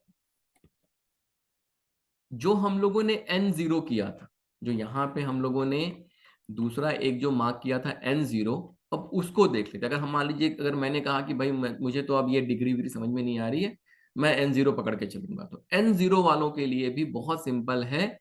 यहाँ पे अब आपने क्या किया, जब आपने N0 मार्क कर लिया अपने मैप में, अगर आपने N0 मार्क किया तो आपने क्या किया, शक्ति चक्र आप उठाएंगे और आप देखेंगे कि जहां पे 0 डिग्री आ रहा है, जहां पे आपने 0 डिग्री, 0 डिग्री जहां पे आपने 0 डिग्री नॉर्थ मार्क की है, ये आपका 0 डिग्री नॉर्थ ये है, यही लाइन है। तो इस पे मैंने शक्ति चक्र को जब प्लेस किया तो अगेन मैं सेंटर देखूंगा कि सेंटर मेरा अलाइन हो जाए और साथ में ये 0 डिग्री की लाइन पे 0 डिग्री आ जाए। अब जब ये आ गया तो अब मैं क्या करूंगा, अब मैं सारे जोन्स को फिर वापस से मार्क करना शुरू कर दूंगा। और देखिए बहुत सिंपल है, अगर आप देखेंगे कि जहां पे N0 आ रहा है, जो मैंने लाइन खींची थी 163 डिग्री के लिए, देखिए अभी भी देखिए वो अलाइन हो गया है, तो इट्स ऑल अलाइंड, ठीक है। तो अगर आप 163 डिग्री नहीं भी मार्क करते हैं, अगर आप सिर्फ N0 को पकड़ के चलते हैं, तो शक्ति चक्र को आपको 0 डिग्री पे रखना है और इस तरीके से पूरे पोर्शंस को आप मार्क करेंगे और मार्क करने के बाद वापस से आपको सेम एग्जैक्ट यही जो है सिनेरियो मिल जाएगा। डिग्री निकालना सबको आ गया? सब लोग प्लीज यस लिखेंगे चैट बॉक्स में ताकि समझ में आए मुझे। आई होप कि आज जो है आप सब लोगों को डिग्री निकालना आ गया होगा। मुझे लगा था कि हम सब लोग थोड़े, मुझे लगा था कि बहुत आसान है, इसलिए पिछली बार थोड़े पिक्चर्स वगैरह कम मैंने इंक्लूड किए थे, but based on the feedback last time मुझे लगा कि नहीं, थोड़े पिक्चर्स वगैरह होने चाहिए ताकि लोगों को समझ में आए, ठीक है। तो देखिए मैंने जैसे आपसे प्रॉमिस किया था कि डिग्री निकालना आप सबको आ जाएगा, ठीक है। अब आज के बाद कभी कंफ्यूज नहीं होना है डिग्री निकालने के लिए, ठीक है। तो इस तरीके से अब ये हमारा वर्क पार्ट हो गया। अब देखिए थोड़ा सा मैं बताता हूँ, 5 मिनट लेते हैं, चार्ट पेपर पे आप कैसे काम करेंगे, क्योंकि चार्ट पेपर पे अगर आप काम करते हैं, चार्ट पेपर बहुत इजीली आपको अमेजन वगैरह पे मिल जाएगा, वो नोटबुक वगैरह भी मिल जाती है, किसी भी जनरल स्टोर पे भी आपको मिल जाएगा, ठीक है। अब क्या करना है, चार्ट पेपर पे काम करना क्यों है, सबसे पहले देखिए अगर आप अपने घर का नक्शा बना रहे हैं तो सिंपली कैसा है ना, सबसे सिंपल तरीका यह है कि पहले एक सांचा बना लीजिए, मतलब एक ऐसे रफ पेपर पे आप एक सांचा बना लीजिए। जैसे किसी भी एक नोटबुक को लिया, वहां पे एक प्रॉपर ऐसे सिर्फ ड्रॉ कर लिया। फॉर एग्जांपल जैसे अगर मुझे इसी घर को ड्रॉ करना होता तो मैं क्या करता कि सिंपली जो है इस तरीके से, जैसे मान लीजिए यहाँ पे अब बालकनी निकला हुआ है, ठीक है, इस तरीके से जो है मतलब पूरे घर को इस तरीके से कहीं ना कहीं मैं ड्रॉ करने की कोशिश करता, ठीक है। और ड्रॉ करने के बाद अब मैं मेजरमेंट्स लूंगा, ठीक है। यहाँ पे जैसे मान लीजिए कि जैसे यहाँ पे फायर प्लेस है, यहाँ पे स्टोरेज है, यहाँ पे मेन डोर है, तो ये सारी डायरेक्शंस मैं सारी चीजें एक एक करके मेजरमेंट लेके उनको लिखता चला जाऊंगा। अब जैसे फॉर एग्जाम्पल आप देखेंगे यहाँ पे इस पिक्चर में, मैं क्यों कह रहा हूं कि ये और आपको क्या करना है, जब आपने सिर्फ और सिर्फ आपको सारा करने के बाद सबसे पहली चीज जो आप ड्रॉ करेंगे चार्ट, जैसे यहाँ पे देखेंगे 27 बाई 28 फीट का जो है ये क्या कहते हैं अपार्टमेंट है फॉर एग्जाम्पल, ठीक है। तो मैंने क्या किया कि 2 feet is equal to 1 centimetre, मतलब जो ये एक बॉक्स है ये 1 सेंटीमीटर का है, तो मतलब अगर मैं ऐसे कर रहा हूं तो मैंने यहाँ पे आप देखेंगे 13.5 बॉक्सेस लिए हैं, और यहाँ पे जब मैं कर रहा हूं तो यहाँ पे मैंने कितने बॉक्सेस लिए? 14 बॉक्सेस लिए हैं। ठीक है, अब इस तरीके से मैंने क्या किया, पहले पेरीफेरी मार्क कर लिया। पेरीफेरी मार्क करने के बाद मान लीजिए मुझे देखना है कि मेरा बेडरूम कितना बड़ा है। ठीक है, तो अगर मान लीजिए मेरा बेडरूम आता है 10 फीट का, तो मुझे पता है कि जो स्केल मैं लेके चल रहा हूं उसमें 2 फीट पे 1 सेंटीमीटर, तो अब आपको नापने की जरूरत नहीं है यहाँ पे। अब आपका स्केल से नापने का काम खत्म हो गया। आपने अपने इस रफ वाले पिक्चर में देखा कि ये 10 फीट का बेडरूम है, इसका लेंथ है, तो ये यहां से मैं अपने क्या किया, 1 2 3 4 5, ये मेरा 10 फीट आ गया। ठीक है, इस तरीके से अगर आपने देखा कि यहाँ पे भी ये 10 फीट का है, तो आपने अगेन ये लिया, 1 2 3 4 5, ये 5 बॉक्सेस लिए, ये 10 फीट आ गया। अब ये मेरा 10 बाई 10 का बेडरूम रेडी हो गया। ठीक है, तो अगर आप चार्ट पेपर पे जब काम करते हैं, खुद से कर रहे हैं और करिए, सीखने को मिलता है। सीखने का मतलब कि आपको पता चलता है कि चीजों को देखना कैसे है। तो जब आप चार्ट पेपर पे काम करते हैं तो क्या होता है कि फिर ये इजी हो जाता है। अगर आप प्लेन पेपर पे काम कर रहे हैं तो every time you will have to, उसको आपको मेजर करना पड़ेगा। यहाँ पे आपने बोल दिया भाई 2 feet is equal to 1 centimetre, अब जब भी एक बॉक्स आप लेंगे वो आपका 1 फीट 2 फीट को रिप्रेजेंट कर रहा है, तो ये मेरा 10 फीट की लेंथ हो गई। और आप देखेंगे इस तरीके से पूरा का पूरा घर जो है आप बड़ी इजीली तरीके से उसको मार्क कर पाएंगे। हो सकता है एक बार गलती हो, 2 बार गलती हो, लेकिन इवेंचुअली जो होगा आप अपने घर को इस तरीके से मार्क कर पाएंगे। आपको किसी आर्किटेक्ट को यूज करना है, बिल्कुल यूज करिए, लेकिन आपको आना चाहिए। अगर आप वास्तु के स्टूडेंट हैं, अगर आपको वास्तु में इंटरेस्ट है, तो चार्ट पेपर की एक नोटबुक ले लीजिए, अपने घर को डिजाइन करिए, अपने घर का पहले रफ मैप डिजाइन करिए किसी भी एक पेज पे, और उसके सारे मेजरमेंट लेके और उसको फिर चार्ट पेपर पे बनाइए। बहुत इजीली एक बार आप उसका अगर पेरीफेरी आपने मार्क कर लिया, उसमें अगर आपने स्केल स्केल अगर आपने डिफाइन कर लिया, तो बहुत इजीली आप बना पाएंगे। और आप देखेंगे कि जैसे अगर मान लीजिए आपने ये टोटल एरिया, टोटल डिस्टेंस लिया हुआ है 15 फीट, तो आप देखेंगे कि बेडरूम का 10 फीट मार्क करने के बाद बचता 5 फीट ही बचता है। अपने आप ही वो उतने बॉक्सेस ही बचेंगे। अगर नहीं बच रहे मतलब कुछ गड़बड़ कर रहे हैं हम लोग। ठीक है, तो ये इस तरीके से हम सब लोगों ने डिग्री निकालना घर का सीख लिया।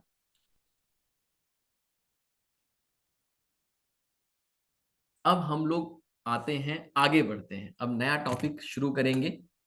5 एलिमेंट शुरू करेंगे, 5 एलिमेंट की थोड़ी बात करेंगे, और 5 एलिमेंट की बात करने के बाद आज पूरा कंप्लीट नहीं होगा 5 element, because it's a big topic, लेकिन कुछ कुछ चीजें हम लोग समझने की कोशिश करेंगे 5 एलिमेंट के थ्रू। देखिए एक चीज आप ये समझिएगा कि 5 एलिमेंट जो है वो आपके जीवन में हमेशा काम करता है। आपका शरीर जो है, हिंदू धर्म के हिसाब से क्या होता है, पंच तत्वों से मिला के ये पूरा का पूरा यूनिवर्स बना है, और उन्हीं पंच तत्वों से मिला के ये पूरा का पूरा शरीर बना है। जब हम मरते हैं तो हमें जलाया जाता है, ताकि जो ये पंच तत्व हमारे शरीर में है ये यूनिवर्स में वापस चले जाए। ठीक है, मतलब फायर को मिल गया, अर्थ को मिल गया, फिर गंगा जी में अर्थियां जो विसर्जित करते हैं तो पानी को मिल गया, स्पेस को मिल गया। ठीक है, धुआं जो उठता है तो स्पेस को, एयर को मिल गया। तो इस तरीके से जो है ये बड़ा ही मतलब उस तरीके का कंसेप्ट है। जब भी 5 एलिमेंट इम्बैलेंस होगा, चाहे आपके घर में, चाहे आपके जीवन में, ठीक है, और चाहे आपके शरीर में, हमारे शरीर में कोई भी रोग कब आता है, जब ये पंच तत्व इम्बैलेंस होते हैं।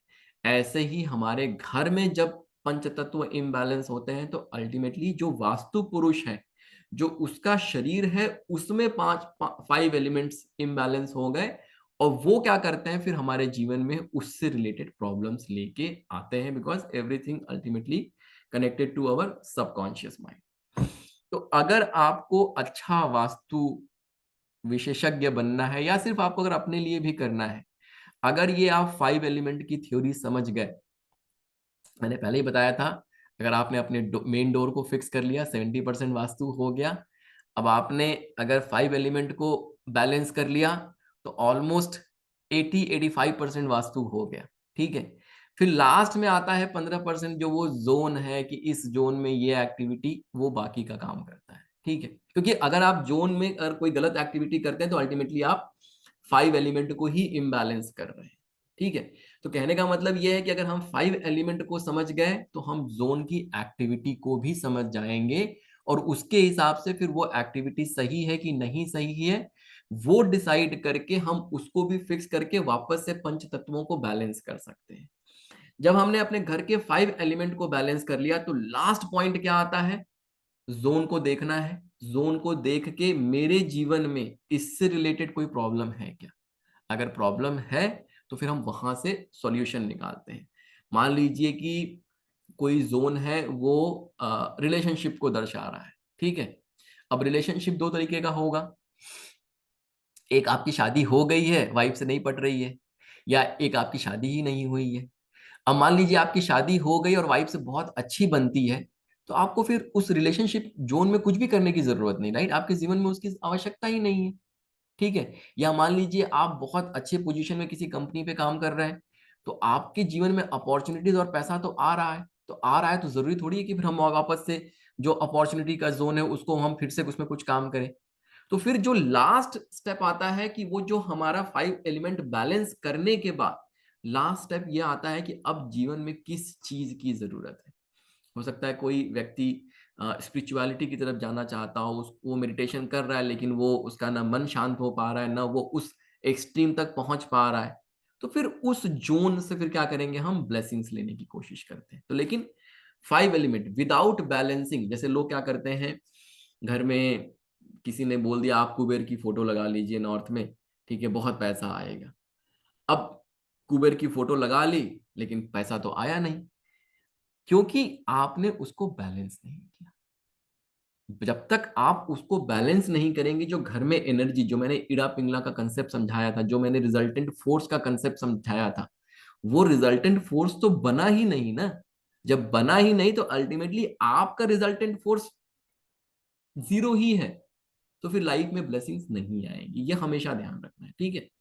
तो उस देखिए, इतना बात करने का पर्पज ये है कि कॉन्टेक्स्ट को मतलब समझना जरूरी है कि 5 elements, so the most important topic in vastu is 5 element. अगर हमने पंच तत्वों को बैलेंस कर लिया तो हमने सब कुछ बैलेंस कर लिया, अब जीवन में ब्लेसिंग ही ब्लेसिंग आनी है और कोई मतलब प्रॉब्लम नहीं आ सकती है, ठीक है।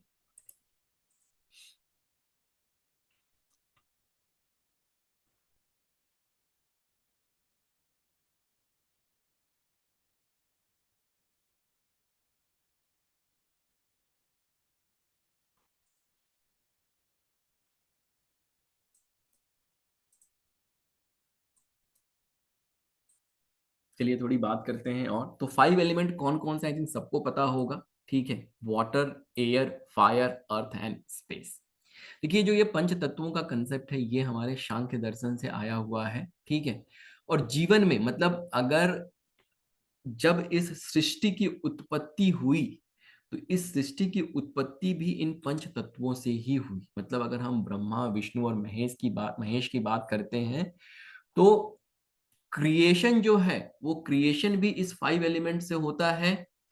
जो पालन पोषण है जो विष्णु जी करते हैं वो भी इन 5 एलिमेंट के थ्रू ही वो कर रहे हैं।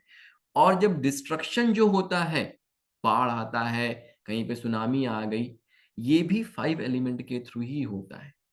तो जब भी इम्बैलेंस रहेगा, सृष्टि क्या करती है, सृष्टि वहां पे बैलेंस क्रिएट करने की कोशिश करती है। जैसे हम सुनते हैं कि कहीं पहाड़ों में बाढ़ आ गई, भूस्खलन हो गया। भूस्खलन क्यों हो गया, वाटर एलिमेंट बढ़ गया, तो अब क्या हो रहा है, अर्थ एलिमेंट क्या कर रहा है, उसको बैलेंस करने के लिए जा रहा है, ठीक है। तो ये नेचर जो है, नेचर 5 एलिमेंट के साथ ही काम करता है। और अगर हम इन 5 एलिमेंट को समझ गए और अगर अपने जीवन में हमने इंप्लीमेंट कर लिया तो हम नेचर के साथ सिंक में हो गए। अगर हम नेचर के साथ सिंक में हो गए, प्रकृति के साथ अगर हम सिंक में हो गए, तो अल्टीमेटली क्या होगा, अल्टीमेटली जीवन में ब्लेसिंग ही रहेगी, है ना। ये जो 5 एलिमेंट है, इन 5 एलिमेंट जो है, इन 5 एलिमेंट का क्या कहते हैं, हमारे शरीर से भी बड़ा एक वो है, जो हमारे सेंसेस हैं उनसे भी इनका बहुत ज्यादा रिलेशन है। इसको नोट कर लीजिएगा, क्योंकि इसको ना एक आध एग्जांपल लेके जो कर्म का कंसेप्ट है मैं थोड़ा वो समझाने की कोशिश करूंगा। आप जैसे वाटर एलिमेंट जो है ये सेंस ऑफ टेस्ट को दर्शाता है। एयर एलिमेंट जो है वो हियरिंग को, फायर एलिमेंट जो है वो विजन को,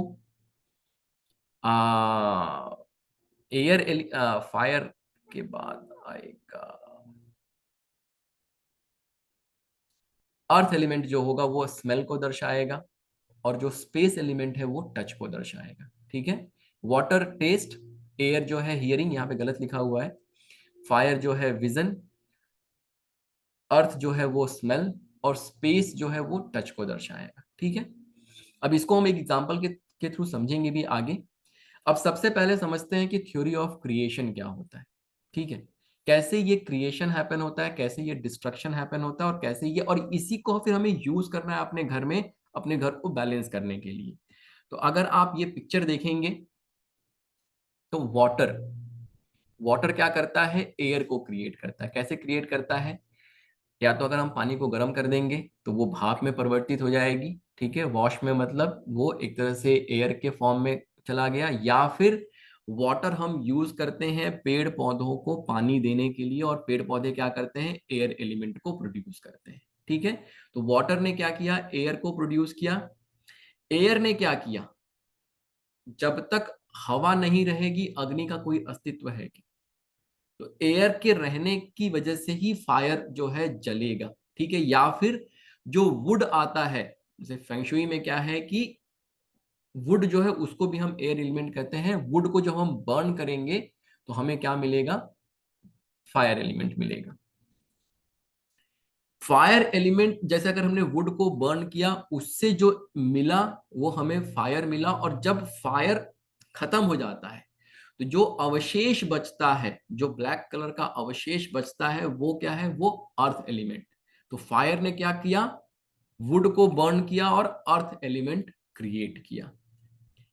अर्थ क्या करेगा, अर्थ जब कॉन्ट्रैक्ट होता है, कंप्रेस होता है, ठीक है, मेटल कहां से आता है, मेटल जब हम अर्थ एलिमेंट को वो करते हैं, एक्सट्रैक्ट करते हैं, ठीक है, तो वहां से मेटल आता है। स्पेस जो है, हिंदी वैदिक में स्पेस कहते हैं, फेंगशुई में मेटल भी कहते हैं इसको, आकाश जो तत्व है हमारा।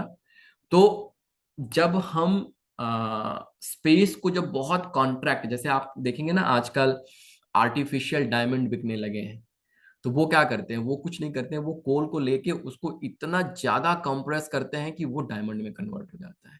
तो यही सेम प्रोसेस अर्थ के अंदर चल रहा है। जहां पे अर्थ जब बहुत कंप्रेस होता है, बहुत उस पर वेट पड़ता है, तो वो मेटल फॉर्म में कन्वर्ट होना शुरू हो जाता है। तो यहां से अर्थ से हमारा स्पेस या मेटल जनरेट हुआ, और इसी मेटल को जब हम हाई उस पे टेम्परेचर पे गर्म करेंगे तो वो मेल्ट होके किस फॉर्म में कन्वर्ट हो जाता है, वाटर फॉर्म में कन्वर्ट हो जाता है। तो ये एक इस तरीके से एक पूरी की पूरी साइकिल है। इसमें से अगर कोई भी एक एलिमेंट डिस्टर्ब हो गया तो ये जो साइकिल ऑफ क्रिएशन है उसमें कहीं ना कहीं ब्रेक लग जाता है, और फिर लाइफ में प्रॉब्लम आनी शुरू हो जाती है। अगर हम डिस्ट्रक्शन की बात करें, ठीक है, तो डिस्ट्रक्शन में क्या होता है, वाटर किसको डिस्ट्रक्ट करेगा, फायर को डिस्ट्रक्ट करेगा। वाटर क्या करेगा, अग्नि क्या करती है, जल क्या करता है, अग्नि को बुझाने का काम करता है। ऐसे ही जो एयर या वुड है वो पृथ्वी को डिस्ट्रक्ट करेगा। क्यों डिस्ट्रक्ट करेगा, क्योंकि जमीन के अंदर से ही तो पौधे निकलते हैं, तो जब पौधा निकलेगा तो वो क्या करता है, डिस्ट्रॉय करता है अर्थ को, और वहां से बाहर निकलता है। तो एयर या वुड एलिमेंट क्या करेगा, वो अर्थ को डिस्ट्रक्ट करेगा।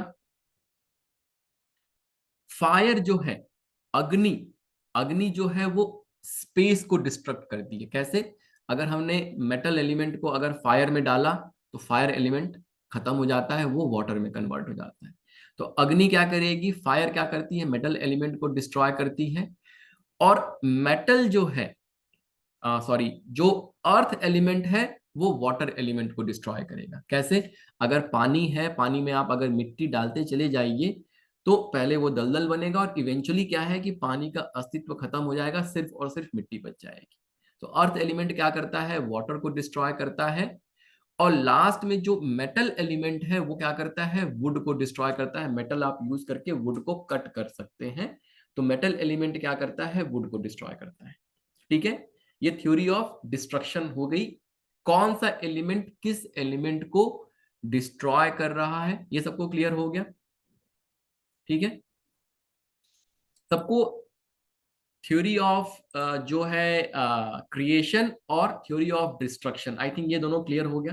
ठीक है, देखिए ये जरूरी है क्योंकि इसी को यूज करके, इसी प्रिंसिपल को यूज करके हम अपने घर में चीजों को बैलेंस करने की कोशिश करेंगे। ठीक है, आगे बढ़ते हैं।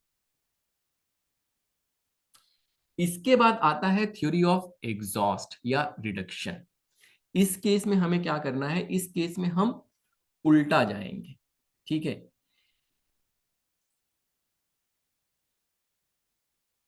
जैसे यहां से वाटर ने क्या किया, एयर को क्रिएट किया, तो ऐसे ही वाटर क्या करेगा, मेटल को एग्जॉस्ट करेगा। ठीक है, मतलब आप यहां पे लेट मी,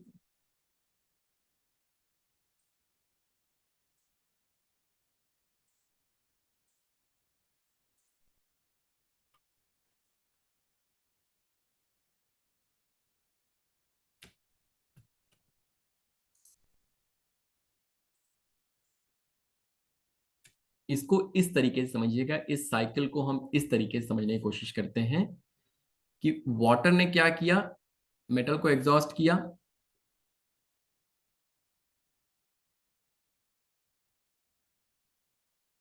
स्पेस ने जो है अर्थ को एग्जॉस्ट किया, अर्थ ने जो है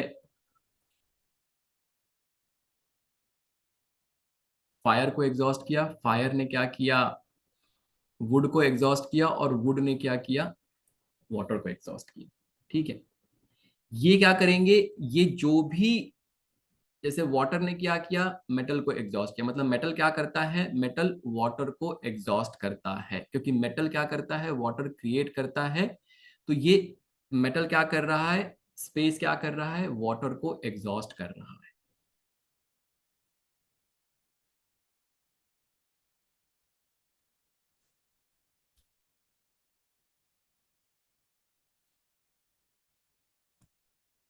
तो ये थ्योरी जो है, इसको भी आप लोग जो है क्या कहते हैं, अ, मतलब नोट करके चलिएगा, क्योंकि इसको जो है हमें कहीं ना कहीं यूज करना है।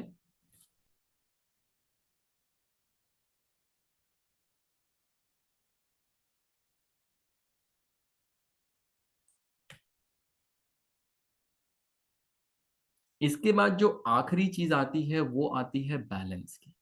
मतलब क्या हुआ इसका, बैलेंस का मतलब क्या हुआ कि जो ये क्रिएशन है, जो ये डिस्ट्रक्शन है, और जो ये एग्जॉस्ट है, ये साथ साथ चलते रहता है। इसका मतलब क्या हुआ, देखिए, अगर हम वाटर एलिमेंट की बात करें, तो वाटर क्या कर रहा है, स्पेस एलिमेंट वाटर को क्रिएट कर रहा है, अर्थ एलिमेंट वाटर को डिस्ट्रॉय कर रहा है, वाटर एलिमेंट फायर को डिस्ट्रॉय कर रहा है, और वाटर एलिमेंट क्या कर रहा है, एयर को क्रिएट कर रहा है। मतलब एयर क्या कर रहा है, एक तरह से वाटर को एग्जॉस्ट कर रहा है। ठीक है, तो कहने का मतलब ये है कि ये जो पूरा का पूरा साइकिल है, ये पूरा का पूरा साइकिल हमेशा चल रहा है। मतलब ये जो थ्योरी ऑफ बैलेंस है, सृष्टि में जो ये पूरा का पूरा बैलेंस बना हुआ है, इट इज बिकॉज कि स्पेस हमेशा वाटर को क्रिएट कर रहा है, अर्थ जो है इसको डिस्ट्रॉय कर रहा है, वाटर जो है फायर को डिस्ट्रॉय कर रहा है, और वाटर जो है एयर क्रिएट कर रहा है। ठीक है, ये साइकिल हमेशा, तो मतलब हर एलिमेंट जो है वो बाकी के चार एलिमेंट के साथ कहीं ना कहीं किसी न किसी तरीके से इंटरैक्ट कर रहा है। अब ये जो इंटरैक्शन है, ये इंटरेक्शन, जैसे मान लीजिए कि अगर वाटर एलिमेंट जैसे नॉर्थ ईस्ट का जोन है, अब वहां पे अगर फायर आ जाएगा तो क्या होगा, अगर फायर वहां पे आ गया तो वो क्या कर रहा है, वो एक एंटी एक्टिविटी है। फायर क्या करेगा, वाटर क्या करता है, फायर को डिस्ट्रॉय करता है। तो इसका मतलब अगर वहां पे फायर अगर बहुत ज्यादा मात्रा में आया, तो वो वाटर एलिमेंट जो है वो कम होना शुरू हो जाएगा, डिस्ट्रॉय होना शुरू हो जाएगा, है ना। तो इस तरीके से जो है every element is interacting with all the other four element. कोई उसको क्रिएट कर रहा है, कोई उसको डिस्ट्रॉय कर रहा है, वो किसी को डिस्ट्रॉय कर रहा है, वो किसी को क्रिएट कर रहा है। फिर से इसको लिख लीजिएगा कि हर एलिमेंट जो है बाकी के चार एलिमेंट से कहीं ना कहीं इंटरैक्ट कर रहा है। तो कोई इसको क्रिएट कर रहा है, कोई इसको डिस्ट्रॉय कर रहा है, वो किसी को डिस्ट्रॉय कर रहा है, या वो किसी को क्रिएट कर रहा है।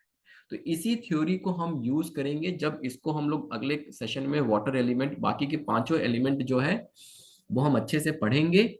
और इसको पढ़ने के बाद इनके क्या गुण धर्म है, अगर ये बैलेंस स्टेट में है तो ये कैसा रहेगा, इम्बैलेंस स्टेट में है तो कैसा रहेगा। अगर हम इन चीजों को समझ गए तो आप समझ लीजिए कि आपका 90% वास्तु यहीं पे कंप्लीट हो जाता है। जितना मैंने पढ़ाया है उसके हिसाब से 90%, इंक्लूडिंग डोर। जब हम डोर पढ़ लेंगे तो मतलब 90% वास्तु आपका वहीं पे कंप्लीट हो जाता है। तो ये इस तरीके से पांचों एलिमेंट को हम अगले सेशन में पढ़ेंगे। आज जो मुझे पढ़ाना है उसकी बात मैं करता हूँ। एक चीज हम लोग आज और पढ़ने वाले हैं,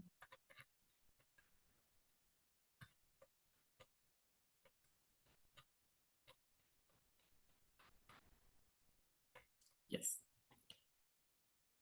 ये समरी का जो टेबल है इसका आप चाहें तो प्रिंट स्क्रीन ले लीजिए, फोटो ले लीजिए, because this is very very important, जिसको हम लोग यूटिलाइज करेंगे जब हम अपने घर पे काम करेंगे।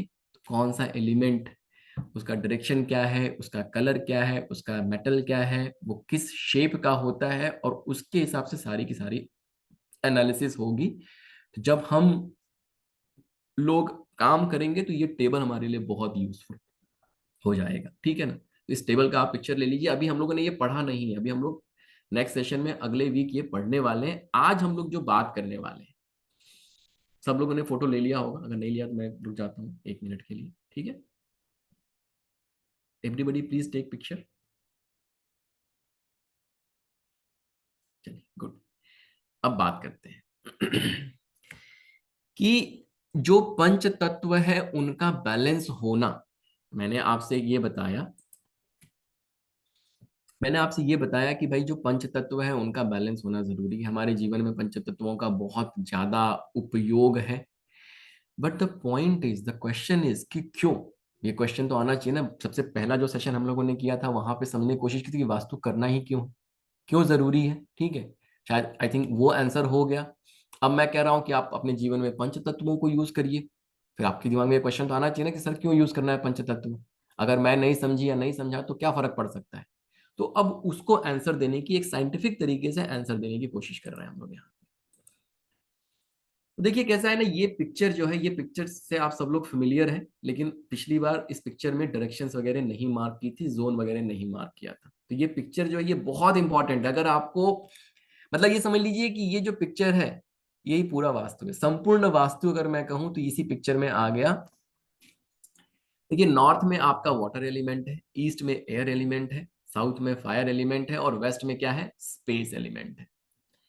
इसके बाद नॉर्थ ईस्ट में क्या आता है, वाटर एलिमेंट आता है। साउथ ईस्ट में जो है फायर एलिमेंट आता है। साउथ वेस्ट में अर्थ एलिमेंट आता है, और नॉर्थ वेस्ट में स्पेस एलिमेंट आता है। ये सारी चीजें आप नोट कर लीजिए। तो अगर मैं इस हिस्से को देखूं तो यहाँ पे क्या है, इस हिस्से में नॉर्थ और ईस्ट का, अगर ये मैं कॉर्नर, अगर मैं ये स्क्वायर देखूं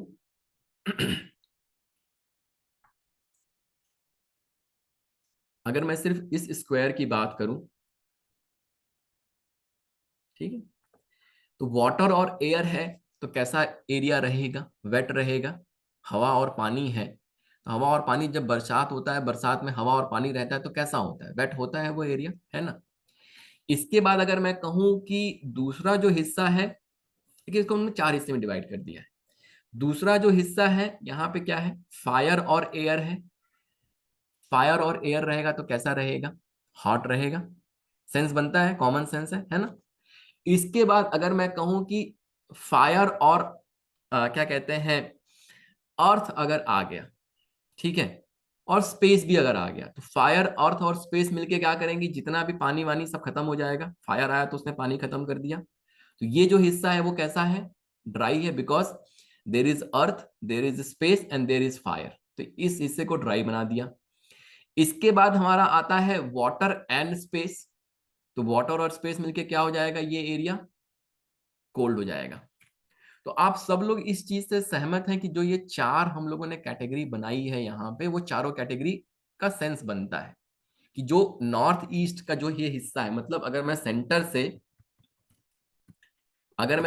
से इन हिस्से को मार्क करूं तो ये वेट होगा, ये हॉट होगा, ये ड्राई होगा, ये कोल्ड होगा। इसका मतलब क्या हुआ कि जब भी मुझे कोई एक्टिविटी करनी है अपने घर में, कोई एक्टिविटी अपने घर में करनी है, तो इस हिस्से में अगर मैं वेट एक्टिविटी करूंगा तो वो अच्छा होगा। जैसे अगर अंडरग्राउंड वाटर टैंक बनाना है, अगर बोरवेल बनाना है, अगर नहाने का बाथरूम बनाना है, ठीक है, तो अगर मैं इस हिस्से में करूंगा तो क्या होगा, अच्छा होगा। कॉमन सेंस लग रहा है एकदम, है ना। हॉट एरिया जो है, हॉट एरिया में अगर मैं किचन रखूंगा, खाना पकाऊंगा, तो अच्छा रहेगा क्योंकि अग्नि जल रही है वहां पे।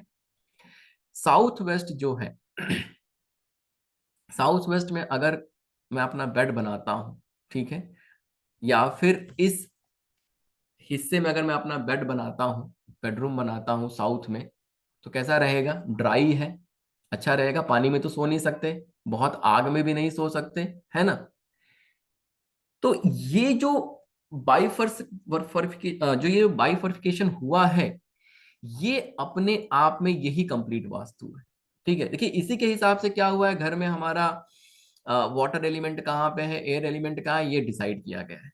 ठीक है, अब इसको नेक्स्ट लेवल पे लेके जाते हैं, इसको एक और तरीके से समझने की कोशिश करते हैं।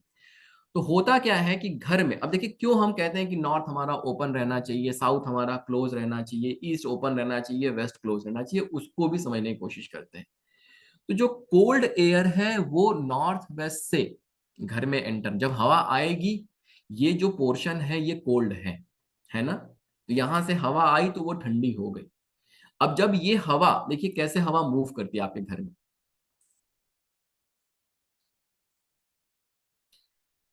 जब ये हवा यहां से मूव करी, ये कोल्ड है, यहां पे आई तो ये हवा वेट हो गई, ठीक है। फिर यहां पे गई, अब यहां पे क्या हुआ कि सन सन आता है, तो ये जो वेट एयर है सन के साथ मिलके वो धीरे धीरे जब तक साउथ ईस्ट में पहुंची वो हॉट हो गई। हॉट होने के बाद क्या हुआ कि यहां से वो dry air, and then it rises again, और वो वापस से कोल्ड हो जाती है। मतलब आपके घर में एयर का जो वेंटिलेशन है, सर्कुलेशन है, वो कैसा है, लाइक दिस। यूनिवर्स में कोई भी पॉजिटिव एनर्जी जो है वो क्लॉकवाइज मूव करती है, कोई भी नेगेटिव एनर्जी जो है वो एंटी क्लॉकवाइज मूव करती है। अब प्रॉब्लम क्या है, अब मान लीजिए आपने इस जगह को बहुत ज्यादा क्लटर कर दिया, आपने इस जगह को पूरा ब्लॉक कर दिया, तो ये जो एयर यहां से आई है वो एयर को मूव करने का प्रॉपर जगह मिल रहा है क्या, नहीं मिल रहा है। और जब उस एयर को वहां पे मूव करने का प्रॉपर जगह नहीं मिल रहा है, तो ये जो सर्कुलेशन है मेरे घर में एनर्जी की, वो सर्कुलेशन रुक गया। ठीक है, क्यों, क्योंकि ये जो नॉर्थ ईस्ट है, जो हमने पिछले क्लासेस में पढ़ा है, रिजल्टेंट फोर्स। देखिए आपका जो घर है ना, दो जगह से यूनिवर्स के साथ कनेक्टेड है एनर्जी फॉर्म में।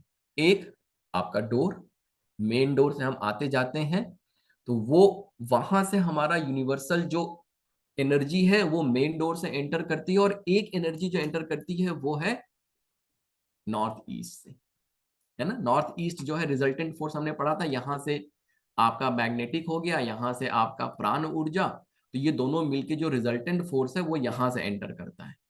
तो ये दो जगह से एनर्जी हमारे घर में एंटर कर रही है। तो अगर मेरा डोर अच्छा नहीं है तो वहां से खराब एनर्जी आएगी, तो कैसा रिजल्ट देके जाएगा, खराब रिजल्ट देके जाएगा। ऐसे ही अगर मेरा ये जो रिजल्टेंट फोर्स है, मतलब अगर मैंने ये ब्लॉक कर दिया, तो ये जो रिजल्टेंट फोर्स है, ये रिजल्टेंट फोर्स जो आ रहा है वो भी गड़बड़ हो गया। ठीक है, मतलब जो ये एनर्जी हमारे घर में जिस तरीके से पॉजिटिव एनर्जी मूव करनी चाहिए, उसको मैंने ऑब्स्ट्रक्ट कर दिया। अगर मैंने पॉजिटिव एनर्जी को घर में मूव करने से ऑब्स्ट्रक्ट कर दिया, तो प्रॉब्लम ही तो आएगी, है ना। जो रूल हम पढ़ रहे हैं कि भाई कोल्ड एयर यहां से आई, यहां से, अब यहां से पता चला आपने ये ओपन कर दिया, अब यहां से जो एयर आ रही है वो उतनी गर्म हो ही नहीं पाएगी, अगर गर्म हो गई तो फिर ये यहाँ पे राइज होने लगेगा। अब जो मेरा वेट एरिया है वहां पे भी हॉट एयर ही चला जा रहा है, क्योंकि अब ये हॉट एयर, क्योंकि ये जो है हमने यहां से एंटर कर लिया मान लीजिए, तो अब हॉट यहाँ पे एयर हुआ, अब इसको इधर मूव करना चाहिए, तो अब ये इधर मूव कर गया।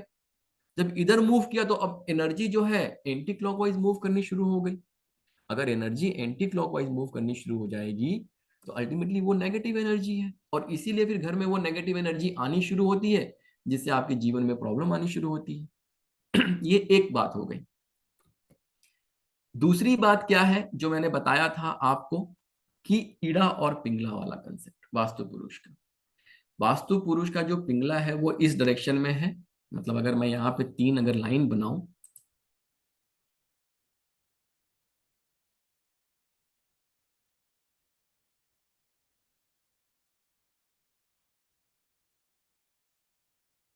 और ये आपका पिंगला हो गया, ये आपका इड़ा हो गया, और ये आपका सुषुम्ना हो गया। पिंगला क्या करता है? पिंगला सन एनर्जी को रिप्रेजेंट करता है। इड़ा क्या करता है? मून एनर्जी को रिप्रेजेंट करता है। और ये जो सुषुम्ना है, यही रिजल्टेंट फोर्स है जो यहां से एनर्जी आती है, वो all the way through south west जाती है।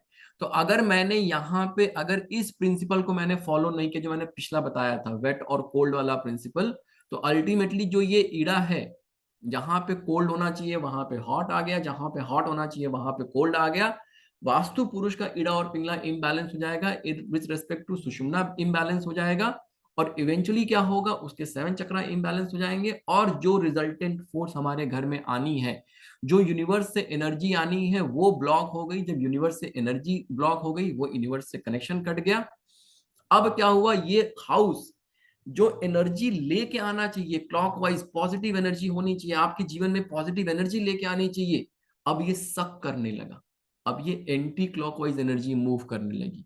उसका मतलब क्या हुआ कि जो आपके मूलाधार चक्रा से एनर्जी उठ के आपके आज्ञा चक्रा पे जानी चाहिए, और ये घर आपको सपोर्ट करे कि हाँ नॉर्थ ईस्ट से एनर्जी आके साउथ वेस्ट में गई, और वही साउथ वेस्ट वाली एनर्जी आपके मूलाधार से यहाँ पे आई, अब उल्टा साइकिल शुरू हो गया। अब घर कह रहा है कि मैं एनर्जी दे नहीं रहा हूं, मुझे तुम एनर्जी दो। मतलब उस घर में जितने लोग रह रहे हैं, उनके जो ये पॉजिटिव जो मूवमेंट होना चाहिए, वो नेगेटिव मूवमेंट शुरू हो गया।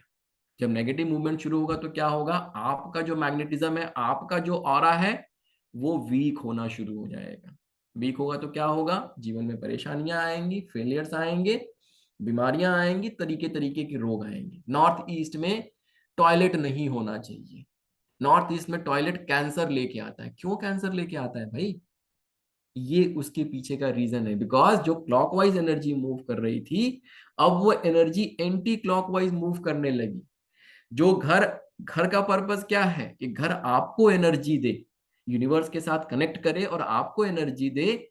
अब वो एनर्जी देने की जगह पे एनर्जी सक करने लगा। नॉर्थ ईस्ट में टॉयलेट आ गया, अब वो रिजल्टेंट फोर्स नहीं आ रहा है, बल्कि वो एनर्जी सक कर रहा है। जब एनर्जी सक करना उसने शुरू कर दिया, इवेंचुअली क्या होगा, आपका मैग्नेटिज्म खराब होगा। और जब आपका मैग्नेटिज्म खराब होगा तो क्या होगा, कहीं ना कहीं आपके जीवन में दिक्कत आएगी। तो कहने का मतलब देखिए क्या है, कि जो मैंने आपको ये 4 बाइफर्फिकेशन दिए, जहां पे 4 मैंने आपको जोन बनाए, wet, hot, cold and dry, इसको समझना बहुत जरूरी है। हमेशा इसको याद रखिए। जो वास्तु पुरुष का मैंने आपको इड़ा पिंगला बताया, उसको हमेशा याद रखिए। अब देखिए, इससे तीसरी चीज निकल के आती है। जब अपने घर को आप अगर फिक्स करना चाहेंगे, ठीक है, क्या हो, मतलब जो ये नॉर्थ ईस्ट है, ये बहुत इंपॉर्टेंट हो जाता है। नॉर्थ ईस्ट जो है, बहुत, मान लीजिए जरूरी नहीं कि नॉर्थ ईस्ट ओपन ही हो, लेकिन नॉर्थ ईस्ट भारी ना हो, वहां पे क्लटर ना हो, वहां पे कुछ हम ऐसी एक्टिविटी नहीं कर रहे हैं जो गंदगी के, मैंने डस्टबिन रख दिया वहां पे, तो वो क्या करेगा, उसकी एनर्जी को ब्लॉक करेगा। तो नॉर्थ ईस्ट, इसके बाद आपका ब्रह्म स्थान। देखिए, अब हम तो थोड़ा सा रेमेडी की बात, रेमेडी डायरेक्शन में जाएंगे। जब हम किसी घर का रेमेडी करते हैं तो किस तरीके से सोचते हैं। ब्रह्म स्थान, ठीक है, मान लीजिए यहाँ पे हमारा ब्रह्म स्थान है, और ये साउथ वेस्ट, जो ये लाइन है ना, this line is very very important. मतलब हम जब किसी घर को अगर बैलेंस कर रहे हैं, जैसे जो पिछला घर मैंने आपको दिखाया था मैप में, वहां पे नॉर्थ ईस्ट क्या था, छोटा था। मतलब नॉर्थ ईस्ट अगर छोटा है, तो पहले तो उसको मुझे क्लटर फ्री करना है, और मुझे उसकी स्ट्रेंथ को बढ़ाना है, ताकि जो ये रिजल्टेंट फोर्स है, ये एनर्जी आ सके। वो कैसे होगा, जब मैं अपने ब्रह्म स्थान को ओपन रखूंगा, यहाँ पे कोई भारी सामान नहीं रखूंगा, नहीं तो फिर क्या होगा, एनर्जी यहाँ से आएगी, यहीं रुक जाएगी। तो नॉर्थ ईस्ट को मैंने स्ट्रॉन्ग किया, ब्रह्म स्थान को स्ट्रॉन्ग किया, साउथ वेस्ट को स्ट्रॉन्ग किया। साउथ वेस्ट को स्ट्रॉन्ग करने का मतलब क्या कि जो ये एनर्जी आ रही वो रुके, तो इसको क्या करूंगा मैं, ब्लॉक करूंगा, भारी करूंगा। तो मतलब नॉर्थ ईस्ट, ब्रह्म स्थान और साउथ वेस्ट, ये जो एक्सेस है ये बहुत इंपॉर्टेंट हो जाता है। किसी भी हाल में हमें इसको प्रोटेक्ट करना है, इसको संभाल के रखना है। इसके बाद पूरे घर के 5 एलिमेंट को देख लेना है। अगर आपने सिर्फ और सिर्फ इतना किया, इस एक्सिस का आपने ख्याल रखा, आपने मेन डोर का ख्याल रखा और पूरे घर के 5 एलिमेंट का, क्यों? क्योंकि अगर 5 एलिमेंट अगर बैलेंस नहीं है तो क्या होगा? अगर 5 एलिमेंट, अगर 5 एलिमेंट बैलेंस नहीं है तो ईड़ा और पिंगला इम्बैलेंस हो जाएंगे। मतलब जिस जोन में हमें हॉट एक्टिविटी करनी है उस जोन में हम कोल्ड एक्टिविटी करने लगेंगे, तो फिर क्या होगा? वो 5 एलिमेंट इम्बैलेंस हो जाएंगे, मतलब इड़ा और पिंगला इम्बैलेंस हो जाएंगे।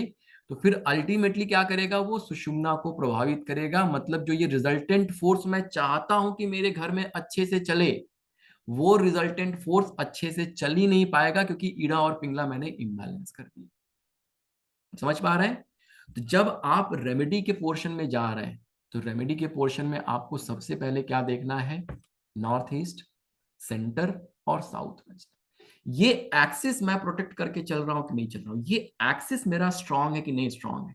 अगर ये एक्सिस मेरा स्ट्रांग है तो उसके बाद अगर मैंने अपने घर में 5 एलिमेंट को बैलेंस कर दिया, तो मैंने ईड़ा और पिंगला को बैलेंस करने का मतलब है कोई गलत एक्टिविटी गलत जगह पे नहीं हो रही है, गलत ऑब्जेक्ट गलत जगह पे नहीं पड़ा है, गलत कलर गलत जगह पे नहीं पड़ा है। इन चीजों को अगर मैंने सही तरीके से अरेंज कर दिया, वस्तु एंड वास्तु, वस्तु मतलब एनर्जी, वास्तु मतलब वो प्रिंसिपल जो उस वस्तु को कैसे अरेंज करना है उसका प्रिंसिपल। तो जब हमने उसको प्रॉपर तरीके से अरेंज किया, ईड़ा और पिंगला आपस में बैलेंस हो गए। अब मैंने ऑलरेडी नॉर्थ ईस्ट, ब्रह्म स्थान और साउथ वेस्ट को प्रोटेक्ट किया हुआ है, मैंने इड़ा पिंगला को बैलेंस कर दिया। अब रिजल्टेंट फोर्स बहुत अच्छे से आ रहा है। अलॉन्ग विद दिस मैंने जो मेरा दूसरा कनेक्शन है यूनिवर्स के साथ, वो मेरा डोर, अगर मैंने वो फिक्स कर दिया, मेरे घर में पूरी की पूरी पॉजिटिव एनर्जी जो यूनिवर्स से आनी चाहिए वो आनी शुरू हो जाएगी। जो एनर्जी क्लॉकवाइज मूव करनी चाहिए वो क्लॉकवाइज मूव करने लगेगी और लाइफ में ब्लेसिंग आनी शुरू हो जाएगी।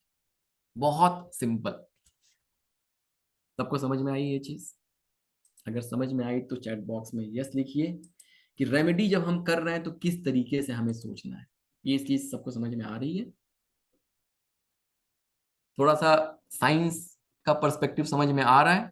घर को किस तरीके से देखना है, क्लॉकवाइज एनर्जीज को किस तरीके से देखना है, जो चार हमने बाइफरफिकेशन किए हुए हैं वो कैसे किए हुए हैं, ठीक है? ये जो रिजल्टेंट फोर्स बन रहा है, रिजल्टेंट एक्सिस बन रहा है। तो जैसे मान लीजिए अब किसी का नॉर्थ ईस्ट अगर बहुत क्लटर है तो हम क्या कहते हैं? उस क्लटर को वहां से हटा दो।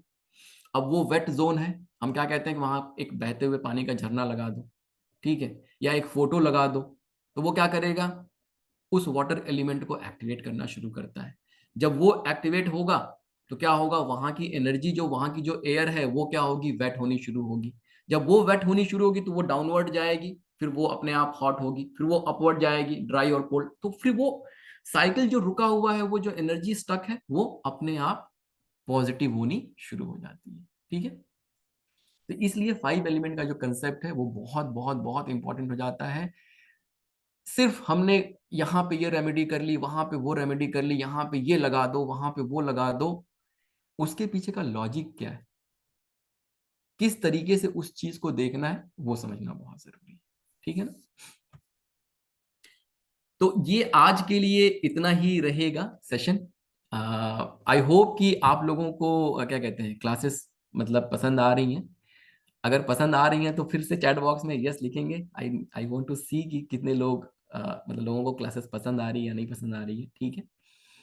तो ऐसे ही yes yes, very good very good, yes yes yes yes yes yes yes yes yes yes yes. तो इस तरीके से हम लोग कंटिन्यू करेंगे। अगले सेशन में जब मिलेंगे तो अगले सेशन में जो मैंने आपको प्रॉमिस किया हुआ है कि आप इस सेशन को जब कंप्लीट करेंगे हम लोग पूरा, एक तो आप साइंटिफिकली चीजों को देखना शुरू कर देंगे। ठीक है?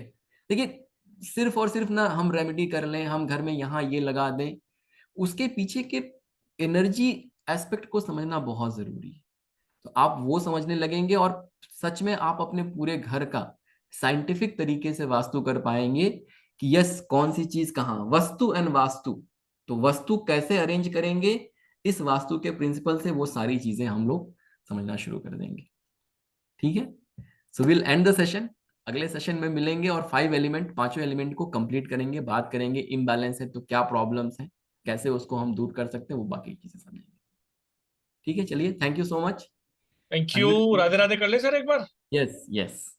Radhe Radhe. Radhe Radhe Radhe Radhe Radhe. Thank you so much Radhe Radhe Radhe so much. Radhe Radhe thank you. Radhe Radhe sir. Thank you so much gratitude सर sir.